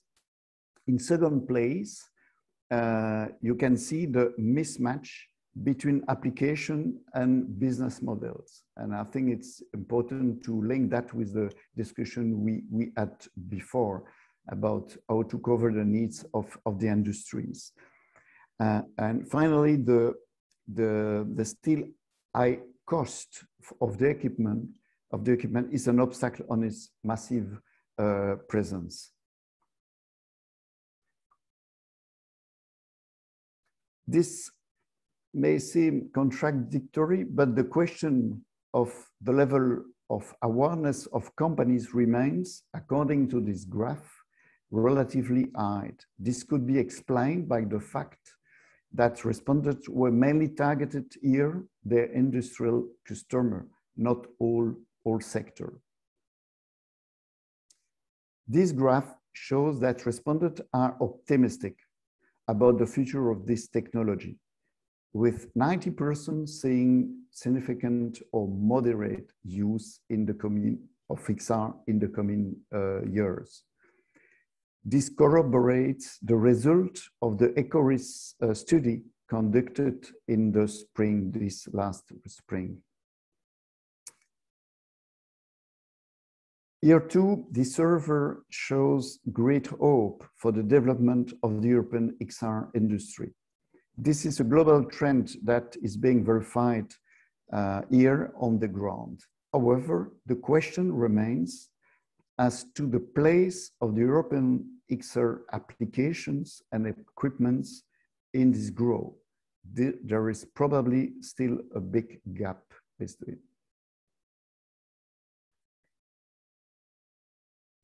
Action to take. This leads to the question that what action should be taken to encourage the use of XR? Awareness raising comes significantly ahead, as we already mentioned before, followed by the financial support to encourage the development of applications and make them cheaper for the industry. Finally, the third place shows the interest in initiatives like XR for Europe, which creates a European framework to support and to develop these 2 actions and many others. These elements of this survey will be, of course, published on the XR4ALL and XR for Europe website in the coming days. And maybe this figure could be inspire the debate that you will follow with several SIG chairs led by Jan Flügger. Jan, the floor is yours for the debate with the SIG chair. Thank you, Alan, for handing over and for the presentation so far. Very interesting results, and I hope we can cover a few of this in our discussion later on. So, following the interesting keynotes of Anthony Vitillo, giving us a great overview, and James Watson for making me aware of to be a pragmatic techno-optimist. Also the use case discussion with Alstom and the CAA. And your insightful results. We will have the next 45 minutes to discuss the challenges and activities in different areas of XR. And so if any question occurs from the audience, feel free to put it in the chat and we try to answer them during our next session. But now, a few words about me. I'm Jan. I'm founder of Advise XR. In short, I'm supporting startups and community activities in the field of XR to foster the European worldwide network here. And yeah, I'm honored to moderate the panel discussion today. Now, I want to introduce you to my great panelists of today. Let's start with Isabel. Isabel, are you with us? Yes. Yeah. Okay, a short introduction from your side. Yeah, thanks. Thanks, Jan. So I'm the CEO and founder of Immersive Rehab. We develop digital therapies, digital therapeutics within virtual reality to help people with neurological conditions within their rehabilitation, essentially. And we make mainly use of virtual reality. So, yeah. Perfect, thank you. And you are also representing the Immersive Healthcare Specialist. Yeah. And I've been the chair of the Immersive Healthcare Group for XR4 Europe. Yeah, exactly. That's great. So next is with us is Selma. Hi. You hear me? Yes. Okay. My name is Selma Ryzach. I'm a professor of computer graphics at the University of Sarajevo, Faculty of Electrical Engineering, and I'm a head of Sarajevo Graphics Group that deals with XR technologies for cultural heritage. So we are creating virtual reconstructions of cultural heritage, we are creating augmented reality presentations, and we are working with museums to introduce these technologies into the museum exhibitions. And representing the special interest group for XR for Digital Heritage. Yes. Okay, thank you for this short introduction. And next is Richard. Hello, I'm Richard from 40 Views. I'd like to thank the project and to Alain for inviting me to participate in today's event. I'm the head of the chair for volumetric imaging. And I'm the president of 40 Views. We brought volumetric capture to market first in 2007 with offline and real-time solutions. And that's basically what we do. We provide high quality technology for volumetric capture, both studios and for projects. That makes us pretty much the most experienced company in the market. And our experience has taught us really that image quality is the core for any kind of success for immersive XR experiences and for audience emotional engagement. That's what we focus most of our efforts upon. Thank you. Muki, great to have you here today. Everyone, thank you, XR4ALL and XR4 Europe now, and Jan and Alain. My name is Muki Colhan. I'm a Chief Innovation Officer and Executive XR Producer and Creative Technologist at my own company called Muki International Limited, heading up a SIG chair for the music and broadcasting industry. So my background specializes in immersive cross-platform storytelling using within XR and AR, VR, MR tools and technologies within any kind of like music related with events and artists and record labels, and also pop culture and sports, working closely with Red Bull and the National Gallery, very, very contrasting but important clients in the entertainment industry. And I also head up several R&D innovation projects for IBC, which is the International Broadcasting Convention, specializing in real-time and game engine, 3D, real-time 3D and smart live avatars. So lots to do within XR4ALL and lots to learn. So thanks for having us. Yeah, great to have you here. And with us is also Philip. Hello, I'm Philip Bornstein. I have created a company called XR.Plus, which is working to develop and deploy an XR solution, a no-code studio to create experiences. We have customers in 80 countries for augmented reality and virtual reality experiences created in a few minutes with this approach of no-code for Web AR, Web XR. And I am also the chairman of Brand Experience SEG at XR4ALL, XR4 Europe, potentially. Thank you. Thank you all. Great to have you here today and that you share your experiences and perspective of the different areas you are representing as sectors and in your daily business as well.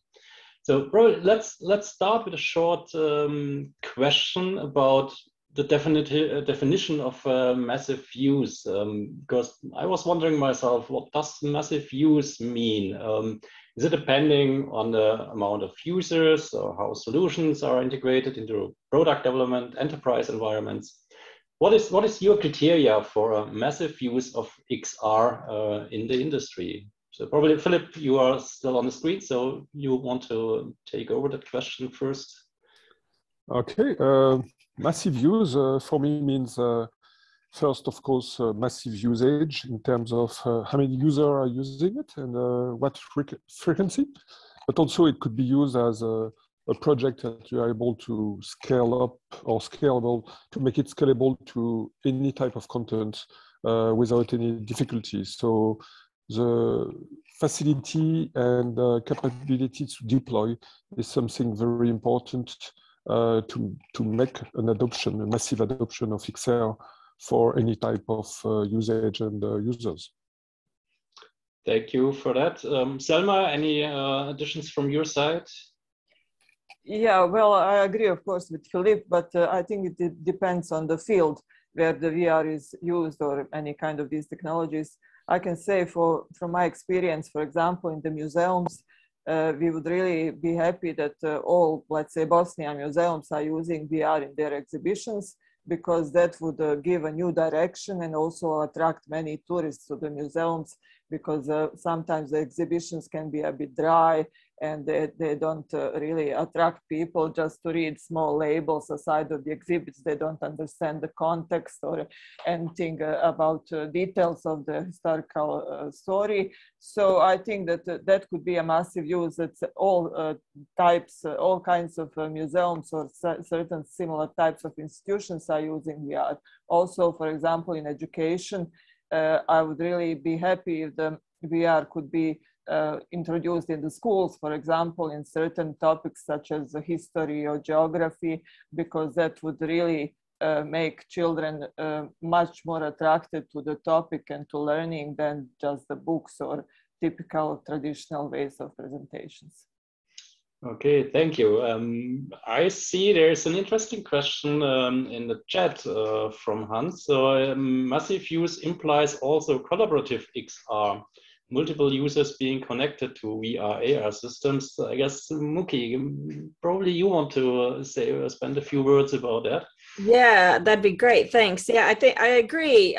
You know, that's where you've got things like, I'm not going to say the M-verse word because I think it's been said a little bit too much, but that's where you can see places like, you know, social environments where you are able to interact with lots of people at once in different rooms, and that is, you know, things like the chat VR and Altspace, and just be able to kind of be together in more than one from more than one location and a bit location based XR and VR as well. And I think to the point there, to Hans's point there, that could also be connected and included around location based VR. For example, you've got Park Playground, which is a setup of a couple, lots of different venues around Belgium and Amsterdam. And it's, you know, the VR arcades where you can be playing against lots of different people at one point in time. And, you know, the things that will enhance that are the devices. And of course, the enhancement with the low latency and speed of 5G will change things. So if you ask us that number about that question about numbers, Jan, in a year from now, it'll be when it's 4.5G, and maybe like in another couple of years, it'll be a very different answer. Very different answers from all of us, I think, once 5G kicks in. Yeah, let's hope that, and let's reconnect in 1 year and have a look. Right here, this channel. Perfect. Another more general question at the beginning before we dive into more dedicated specific topics, and we will surely cover things as deployment mentioned before.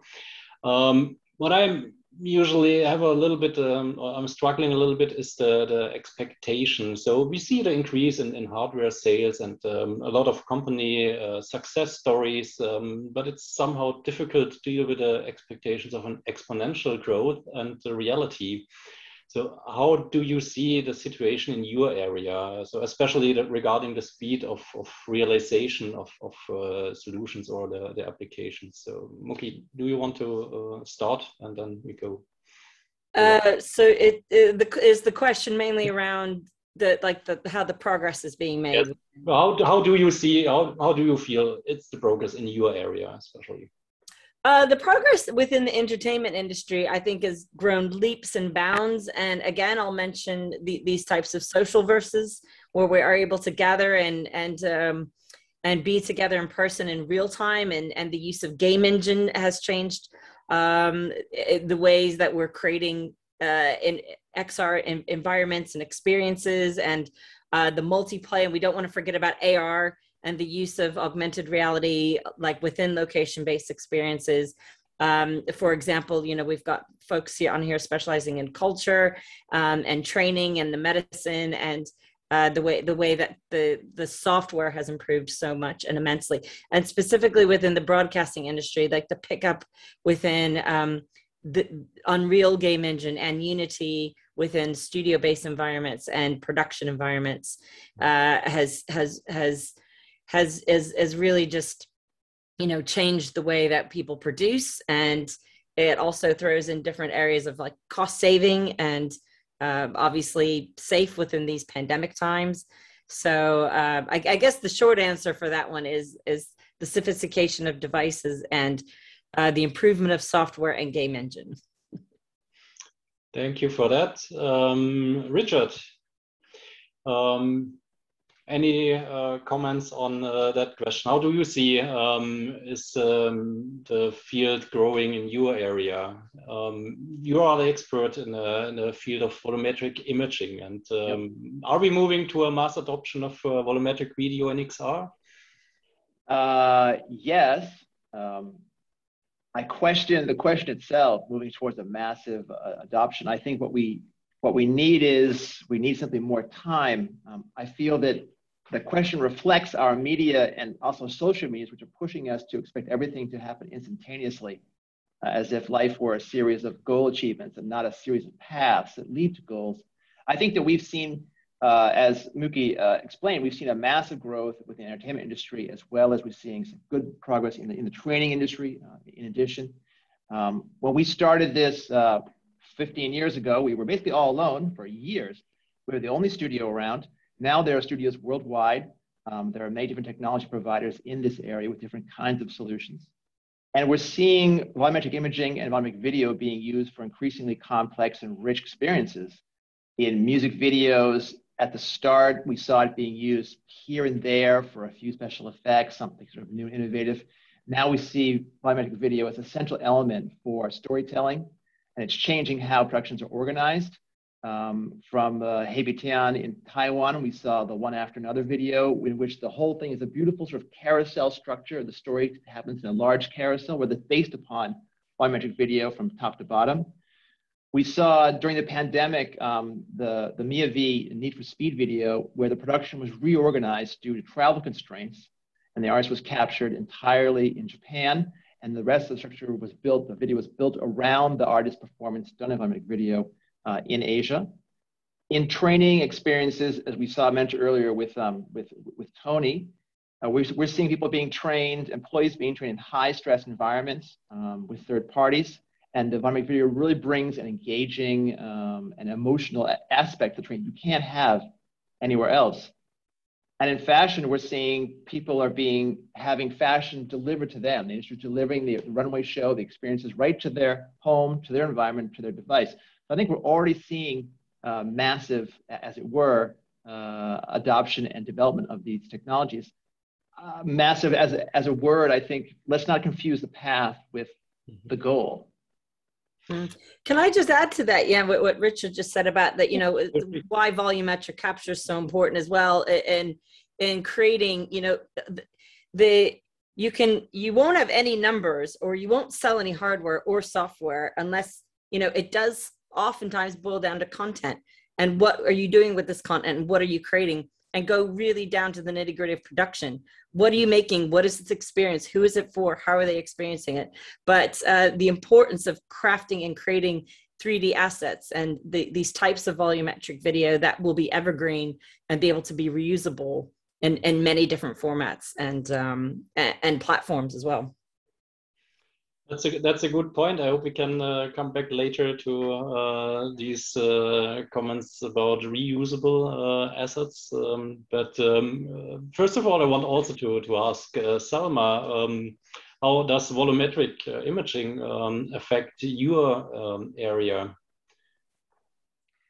Yes, volumetric imaging would be really a good solution, but for us it's still a pretty expensive solution because as Richard said, there are not many studios who produce that, and we have very, very modest budgets, especially in Bosnia and in the Western Balkans region.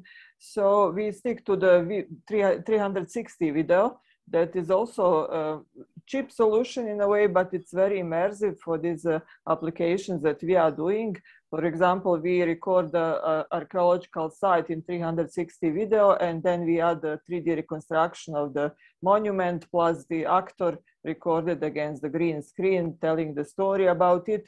And then we complete an experience that is not like super technologically complex, but it's very immersive and really fulfills that dimension of the museum that is not present, which is storytelling, which is kind of small, very simple interaction, because we have to have in mind that not all users are familiar with VR, not all the users are gamers, and we really target the wide population from old people to children. And,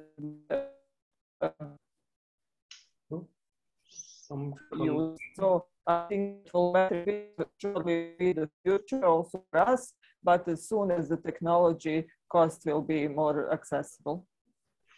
Okay, unfortunately, I lost you for a few seconds. I hope the audience could listen to you. So hope the connection will be stable on your end till we end the session. Isabel, I know from the past that certification processes and approvals in the health area are very complex and longsome. Did this change after the first applications were approved? No, not really. I mean, I guess what has changed is that regulations have just become more clear, I guess, for especially new technologies in healthcare, in digital health, and in particular, and making use of AI, for example. There's more guidelines around it, which was not the case as much 5 years ago, for example. So that, I think, is kind of the clarity that was needed, and also just the higher focus of regulatory bodies on digital solutions within healthcare, whether they make use of immersive technologies or not, has just been more clear. But I think there is still a lot of I guess lack of understanding of, as like a lot of people would still see the use of VR in any setting, but especially in healthcare, just as like, this is a game that you use, but it's actually not. If you use it as a therapy, then it becomes a regulated solution and it needs to be approved, etc. And that is just something that, I think, just more, especially within the developer community as well, I think more focus needs to be given to that as well, just to enable that implementation, as Philip was saying as well, because an adoption, because in our case, if you have a solution, you develop it in immersive technologies, it's a kind of treatment, or you collect certain data that it could help with informing a clinician. You cannot deploy it in a clinical setting if you have not done any clinical validation with patients.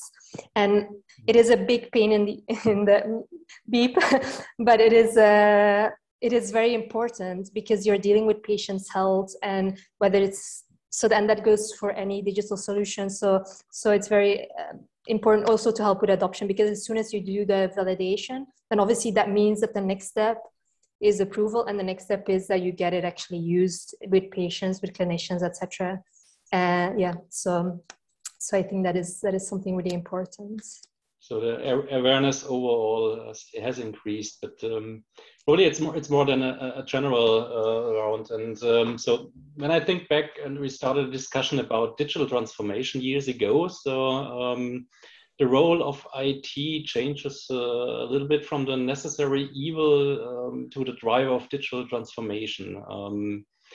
Do you think this also applies to the field of XR? What is your experience? This question open to all who wants to answer. Just feel free to jump in and share your experience with the IT departments of your clients. I mean, I can just briefly jump in as I'm still unmuted. I mean, within healthcare, it's a very slow moving industry, and obviously changing. And IT usage is obviously really important for a hospital, but what comes with that is security and data privacy, and that I think has been kind of understood now from a I guess normal IT perspective. But as soon as you bring in immersive technologies, headset, etc., that you send information to the cloud and so on, and you do eye tracking, etc., obviously this is something that for hospitals is directly a red flag, because, okay, what happens with a patient's data?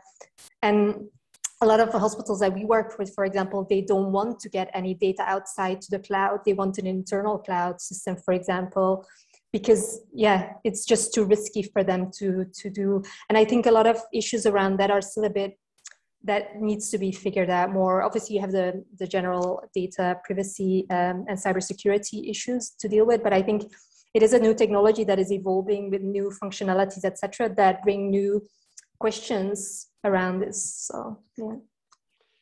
Yeah, more. You mentioned it, and we saw at the result of the survey that still a lack of knowledge is hindering massive use. So, what do you think? Are the relevant stakeholders in the industry ready to implement and drive the use of XR applications? So I hear from you, Isabel, it's a mixture. They are still new to it. What is the impression of Philip, you, for example, or Richard? Yeah, I think what we need to consider first is the value provided by the service, by the usage to the end users. If it creates value and something irreplaceable, XR is providing, thanks to AR and VR, this irreplaceable format to tell stories or to bring values or service, something that you can find in another way. Then, of course, according to the usage, if it's for industry, for enterprise, it has to be private. Privacy is an issue, but it's a security. When you go to marketing, to communication, to gaming, the expectations are different. You need to have a massive access. And in that perspective, XR is becoming a media, like video has been before, and something everywhere now on the internet. But if you go back 15 years ago, it was just the beginning of online video. Today, it's 80 or 85% of the traffic done on the internet. Personally, I believe that XR is going to be a new format to deliver experience, and not only a story that somebody else is telling you, like a video, but something you are living as an end user. And we bring you something that we are living with experience. So it means that to promote the service has to be on any channel. not only a QR code, but also through a web page, through your mobile, and tomorrow through smart glasses. Also, it has to be massive in the perspective of creation. Maybe tomorrow it will be feasible to create value-added services done by end user, like it has been feasible through the video business a few years ago. Of course, at the end, for the enterprise, they have to generate some revenues, some brand awareness, or some engagement. And today, from my perspective, we see three ways to provide those services: native application, web-based application, and social media. Social media is really democratizing massive usage to end users, but not at all for professional services, of course. It has very powerful capabilities to engage with massive audience and to provide for free very specific tool for face tracking, hand tracking, foot tracking, movement tracking, and so on. So it shows and democratizes usage to our personal life, which will come and become something accessible for professional-only services in a second stage in some perspective. So I believe XR is going to be a massive media and will potentially will be as easy as it is to create and to access to video. That would be great to see it realized. Do you have any outlook in this kind of tools? We heard about the authoring, a lack of authoring tools as well. Is there any? Yeah, the authoring tools are today existing, and around 50 platforms in the world are providing this kind of no-code solutions to create experience. Some of them are for native application. The newest are for browser-based solutions. So everything is web. So it's very easy. It just what you see is what you get. And you can create a web app in a few hours. After, to have an authoring tool for end user is more complex because, of course, the interface on a mobile, for example, is not the same as on a laptop. And from my perspective, augmented reality as well as VR will be much more easier when you will be able to create a 3D model with your mobile phone without using a 3D artist or a 3D company to create that, which is expensive. In that perspective, for C2C services, you have two difficulties: creation of 3D with your mobile and creation of adequate experience to share it massively to your friends, to your community. Thank you. Very insightful. To all of you. Jan, may I jump in, Jan? Yeah, sorry to jump in, Jan. But I want to pick up on a point that Philip raised, which I think is very interesting. I think XR is definitely going to be a massive medium, larger than video. I think the key element is the immersiveness. And I really wonder, I mean, one of the questions we've seen today is what are the challenges for massive adoption? Depending on which industry you consider, I think that one of the challenges is devices, viewing devices or interaction devices. Today, the predominant device is a phone. Philip mentioned the phone. We make everything that can be used on phones. Of course, some people have headsets. Some have good headsets. Some have lower quality headsets. Some use AR, some use VR. But primarily, it's the phone worldwide. Do we really want to spend our time looking at the world through a small rectangular object held at arm's length? I don't really think so. I think that we're being held back in part by viewing devices. We want those phones. Try and take them away from your kids if you have them, and good luck to you if you try that. But those devices, I think, are not really allowing us to fully engage with immersive experiences. So I think that Phil was raised a key point that devices, it's going to be a huge medium. One of the breaks I see is being this device availability, convincing immersive devices that go beyond the small rectangle, or it should be as perhaps a complement to the small rectangle in your pocket. That's the point. I completely agree, but yeah, still yeah, a way to go, I guess, till we there.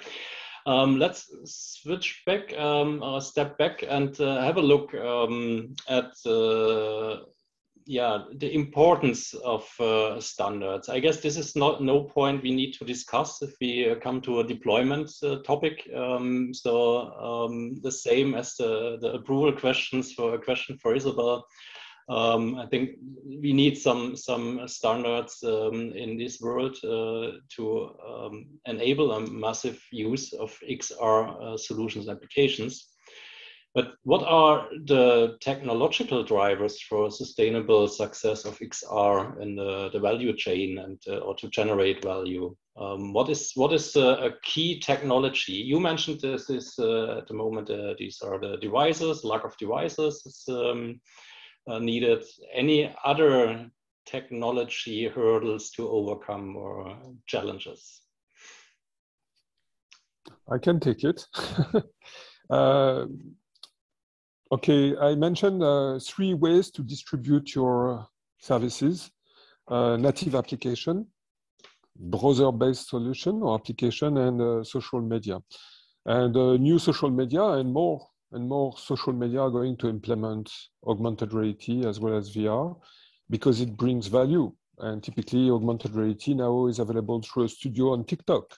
Not only Spark AR for Facebook and Instagram, not only Snapchat, but also TikTok. And then definitely YouTube or Google is going on the same way. So it's fragmented, of course. Same, browser. Today, when you deploy your service on browser, you need to manage, let's say, Chrome on one way and iOS on the other. And the behavior are different.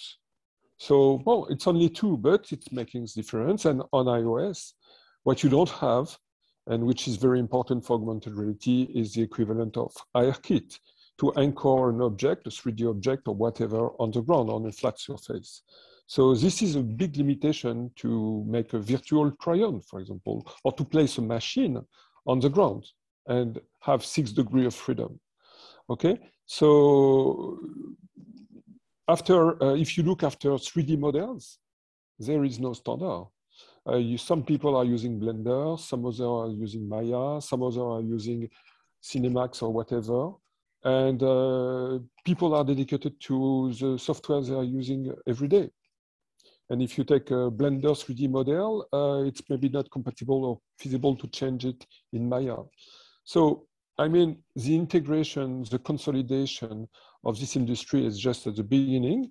And Europe, to come back to the community, has to face major challenges with, let's say, the US and North America companies who have a big market, raise a lot of money, and take a lot of risk. And of course, Chinese market, which is used in server usage, which is a closed garden. So how Europe could take a place, not only, of course, on those standards, which are very important to facilitate creation deployment, but also on the size of the company and the massive dumping those companies are able to create to penetrate the European market for free, to create usage, and after transform it through premium services to generate revenues.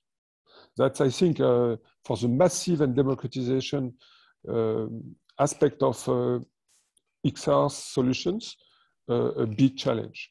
On some perspective, we have privacy to be respected. That could be an help, maybe too much complex, but it has some value. And we have to find other ways, not to protect, but to take advantage of our culture, our heritage, our know-how, to democratize and to be part of this big game.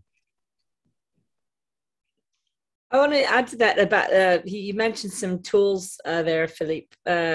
You know, there are like lots of really great European companies and some companies that are based, their headquarters are abroad, but they do have European offices. We can count them, right? We can count them as extended friends of XR for Europe. You know, tools like Masterpiece Studios and Tavori and Anchor Point, you know, where there's a rapid prototyping in VR and AR and would save you, you know, savings of time and money.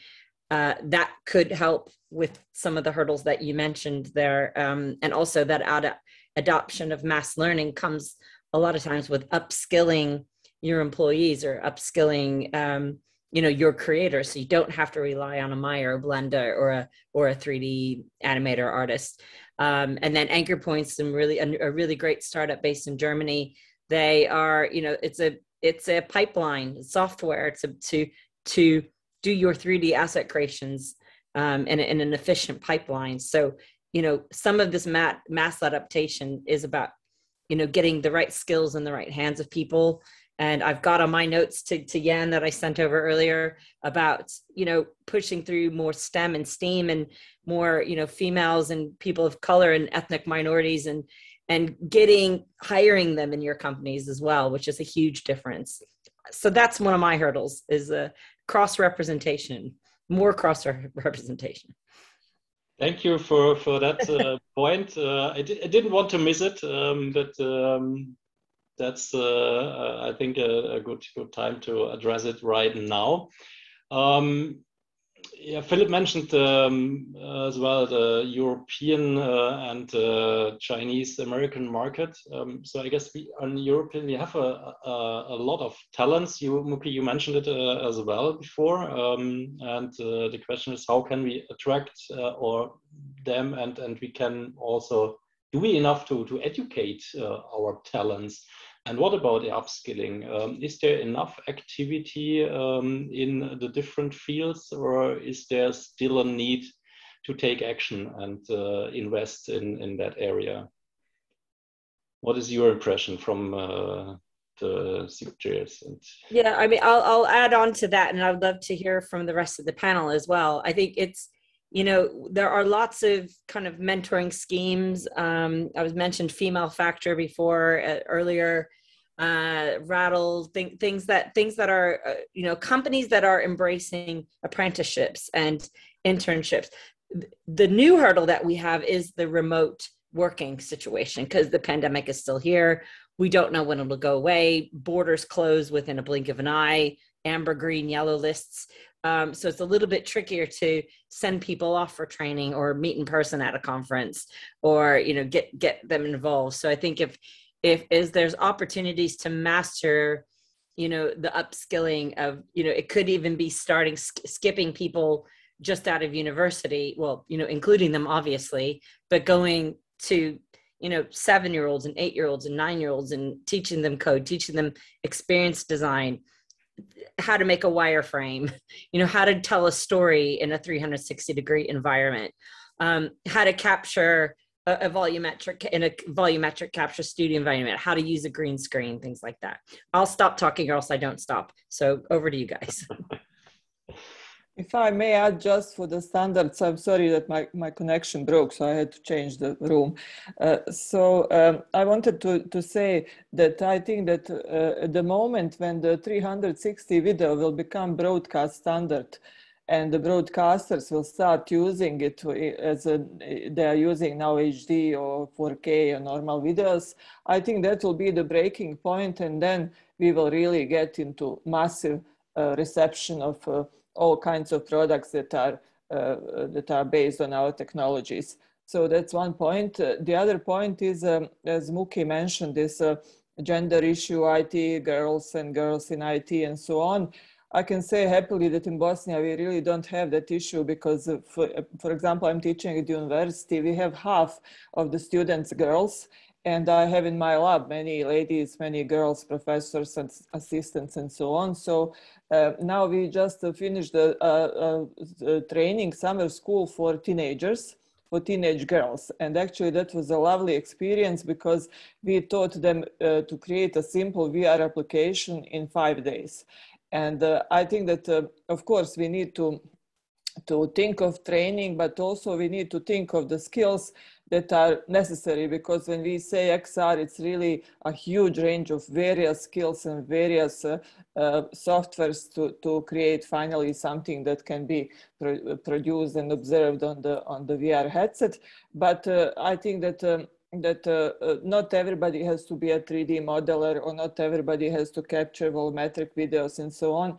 I think that we need to try to change the media with, let's say, storytelling, change of storytelling, because we are now learning through storytelling and through gaming, through gamification elements in everything. And if you think that the books are almost already dead, that people don't have patience even to watch a long video, I think that we need to convey the information to people with very short attention span. And when we create a kind of a methodology to do that, then it will be easier to pick up on all these fragments of digital content creation and to produce something that will really be massively used for everybody. Thank you for that point, because for me, I think as well that storytelling is the kind of a glue between everything, and also avoids the disappointment or that a user is not willing to jump into a new technology. But we are coming closer to our end of the discussion, and there's still a few important questions left. So one of the questions I want to ask you in your role as SIG chair for the XR4ALL and XR4Europe, how can the European Commission further support the use of XR in industries in the coming years? What do you think? What is needed? When? How? We heard a lot of we heard a few topics already from Anne, but what do you think? What is needed from the European Commission?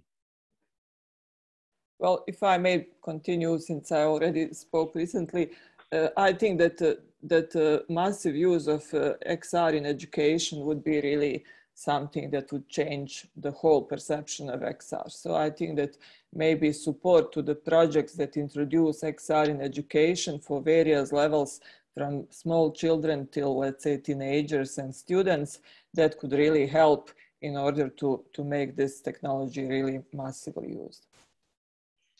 Thank you. Richard? That's a very good question. We do a lot of work in entertainment, in that industry, and our studios do that kind of work.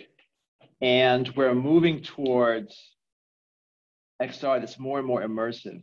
And if we get past the phone as a little square in front of you, a rectangle, sorry, and we move on to things that are more and more immersive, I wonder whether we have a problem with what I fear is the underlying business model as a business model technology. We drove radio and television and big parts of the internet and now social media all through advertising revenue. And I wonder whether, as we move towards immersive environment, things that bring elements right into your home environment, into your life, practically into your mind, I wonder whether this seemingly default choice of using advertising as a default model for paying everything, the business model, isn't going to, in fact, will it be a driver to success or to failure? I'd like to see the European Commission and the researchers work more about what other models are available. It seems to me that advertising can be seen as being a model based upon manipulation, and that this may clash with the personal nature of developed and expanded and enhanced XR experiences. So I wonder whether we're not baking into the cake a foundation that won't stand up over time. Okay, Isabel, from your side, from the healthcare perspective? Yeah, I mean, I think there's several things they could do. Just following on the comments of education, I think it's one aspect as well that I think goes even further than just high school, is about university education within healthcare, so within schools of medicine and schools of rehab, for example, physiotherapists, nursing, etc., to actually inform them what technologies are available and could potentially be used, as well as we've been having some requests in the past as well.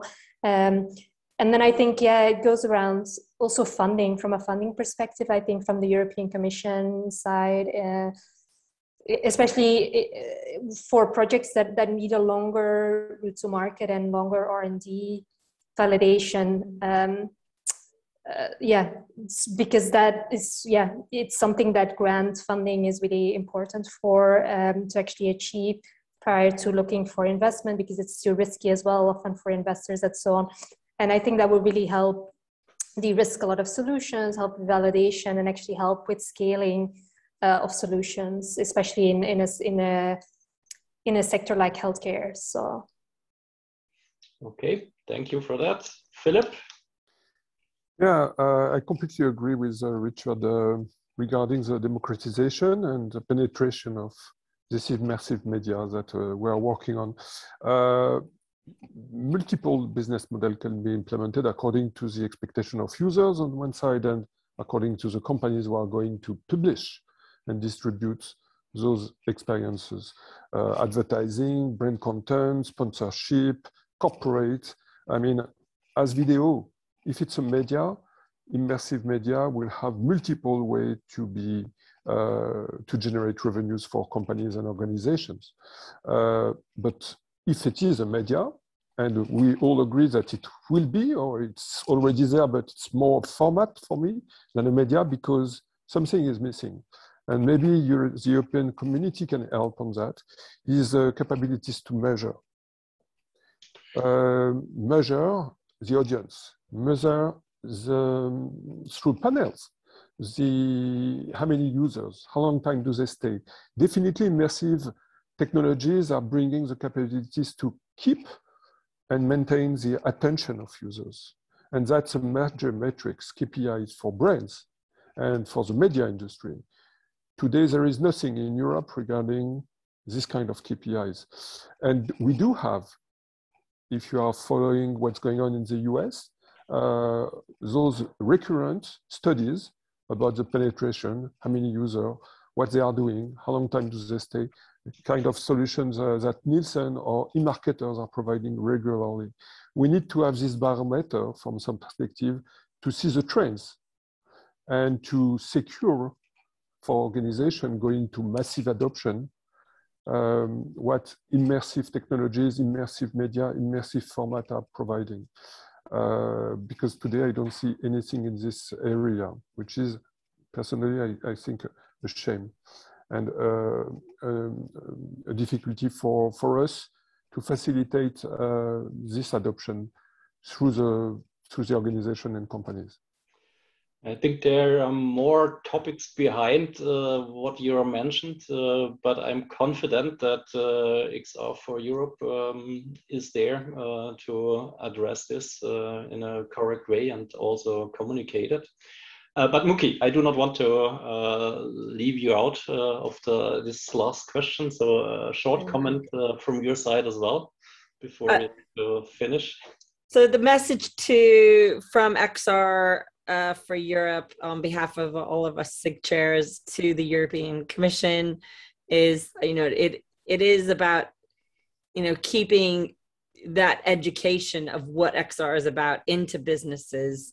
And the democratization of it is on its way because people know what people know what AR is. People know what a mobile phone is. They know that everyone that has a phone has an app, but maybe it's also supporting more rural communities and businesses and schools and areas that maybe can't afford it or don't have those connections, and what they need to be doing with it. So I think it's just kind of keep supporting the smaller businesses with the great ideas and the dreams, while keeping some of the larger businesses afloat with educating them on the possibilities of XR and storytelling and what can be done about it. Because we are at a tipping point of a lot of companies having, a legacy brigade that have been using traditional tools for quite some time and know that there's change and they're trying to embrace it, but just a matter of finding that right path to change and embracing that, and then making sure that's part of curriculum and part of the business from this point on. So great, thank you. I may also comment in short, because I noted collaborative telepresence is one of the areas, and for me there is the relevance of standards and infrastructure is one thing we definitely need to make fast progress to establish this as a common tool and not as a bubble in a proprietary solution. But this is just a side note from my side. So thank you all. It was quite interesting round. We covered a lot of different aspects, and we surely should discuss in more detail.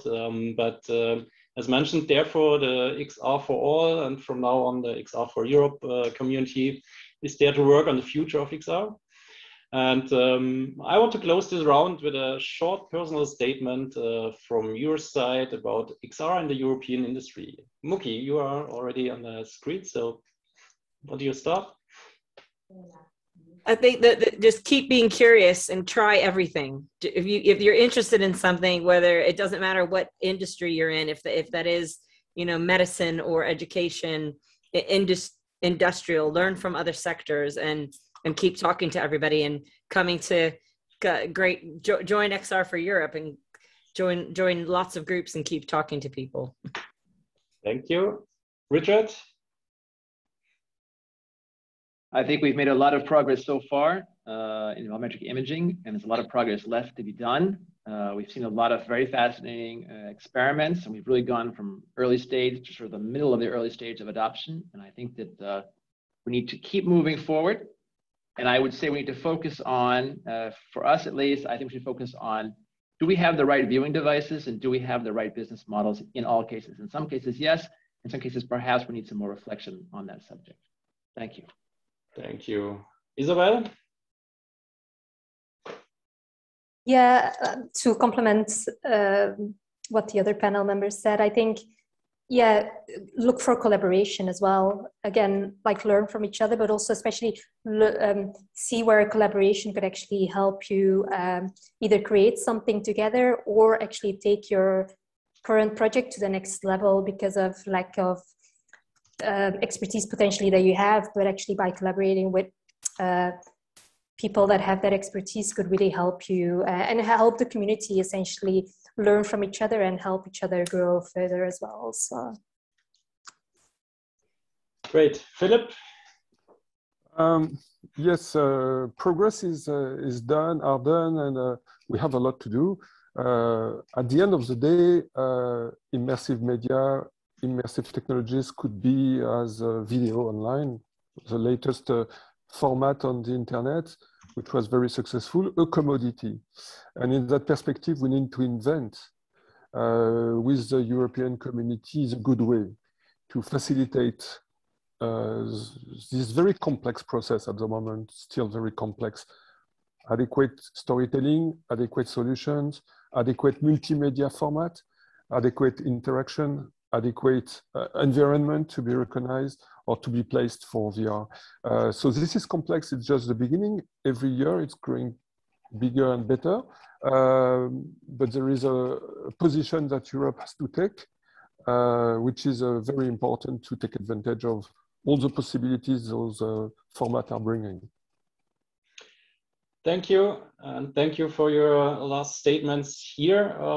I will hand over back to Alain, but I want also to thank you, the audience, and as mentioned in the chat, some topics we were missing. We cannot discuss everything in 45 minutes, but I was happy to be part of this discussion today. So thank you all. Thank you. Thank you. Thank Thank you you. all.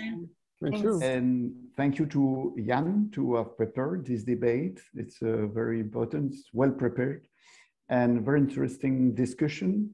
And I do believe that the subject is not coming to an end because we have to put that on the table. And I will suggest to the board of directors of XR4Europe maybe to organize something during Stereopsia in December in Brussels. We should in real there have a huge discussion with industries, with developers and so on the and European Commission, of course, on that subject.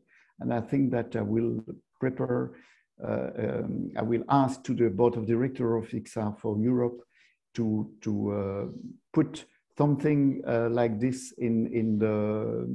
during the Stereopsia, because during the Stereopsia in December, it will be also an annual annual assembly of XR4Europe and its member. And well, thank you again. And then I will give the floor to Oliver. He will say some conclusion about this webinar. And maybe I will go back just 1 minute after him later. Oliver, the floor is yours. Yeah, thank you, Alain. And so this webinar was the last of a series of activities in our project. It again shows the whole spectrum. We discussed the opportunities of XR technologies, but also the challenges and the obstacles. So it was quite an valuable discussion, an important discussion. But let me say some words, as it is the last day of XR4ALL today. So the XR4ALL project was a successful journey, although we had to face, as everybody else, the pandemic. However, for such a project, it is an even bigger challenge to fulfill the requirements and to achieve the expectations, because this kind of coordination project is completely based on communication, on networking, on workshops and meetings. So at the end of this exciting project, I would like to thank first of all my colleague Youssef Sabah, with whom I managed the project in a highly collaborative and constructive way. But Youssef and I would also like to thank all the partners involved in the project, which are Muriel Deschanel and Jerome Royan from BICOM, Lynn Segers and her team from LucidWeb, Tanya Baltus and Violetta Vasileva, and many others from Europe Unlimited and Tech2 Global. Alain Gallet, Alexandre Gérard, Sylvain Grain, and Jacques Velli from Image and 3D. And finally, a number of colleagues at my institution at Fraunhofer HHI, such as Ralf Schäfer and Ivanka Pilivan. This coordination project relies much more than other projects on a constructive and supportive relationship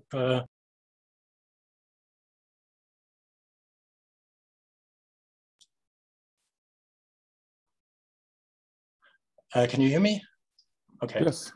With the units, so at the European Commission. So therefore, we also would like to thank the project officers, Adelina Dino, Oscar Arnaud, Thomas Calu, and the deputy head, Anne Bajar.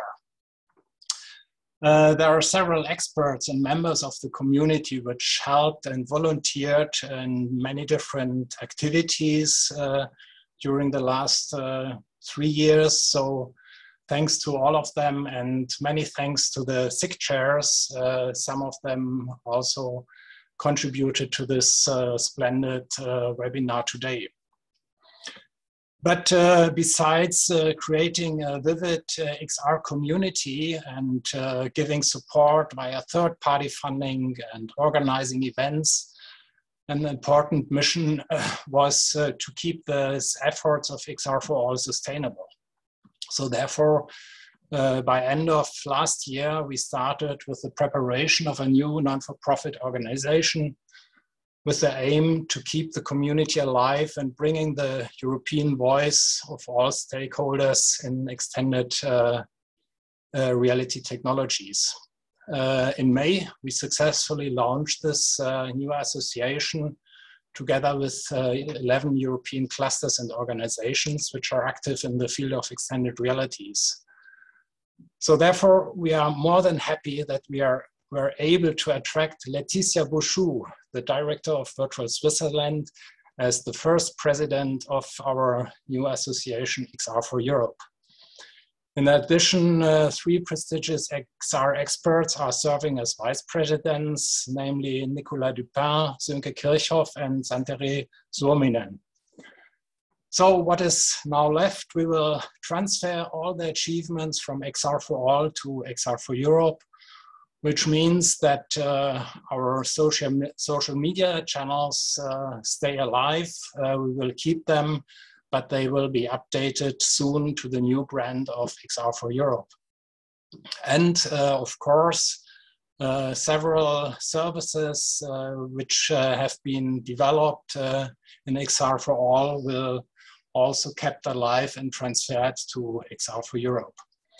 So finally, we wish XR4Europe success and growth for the sake of the European XR community, and we invite the whole community to join and to support XR4Europe as you did in the past 3 years for XR4ALL.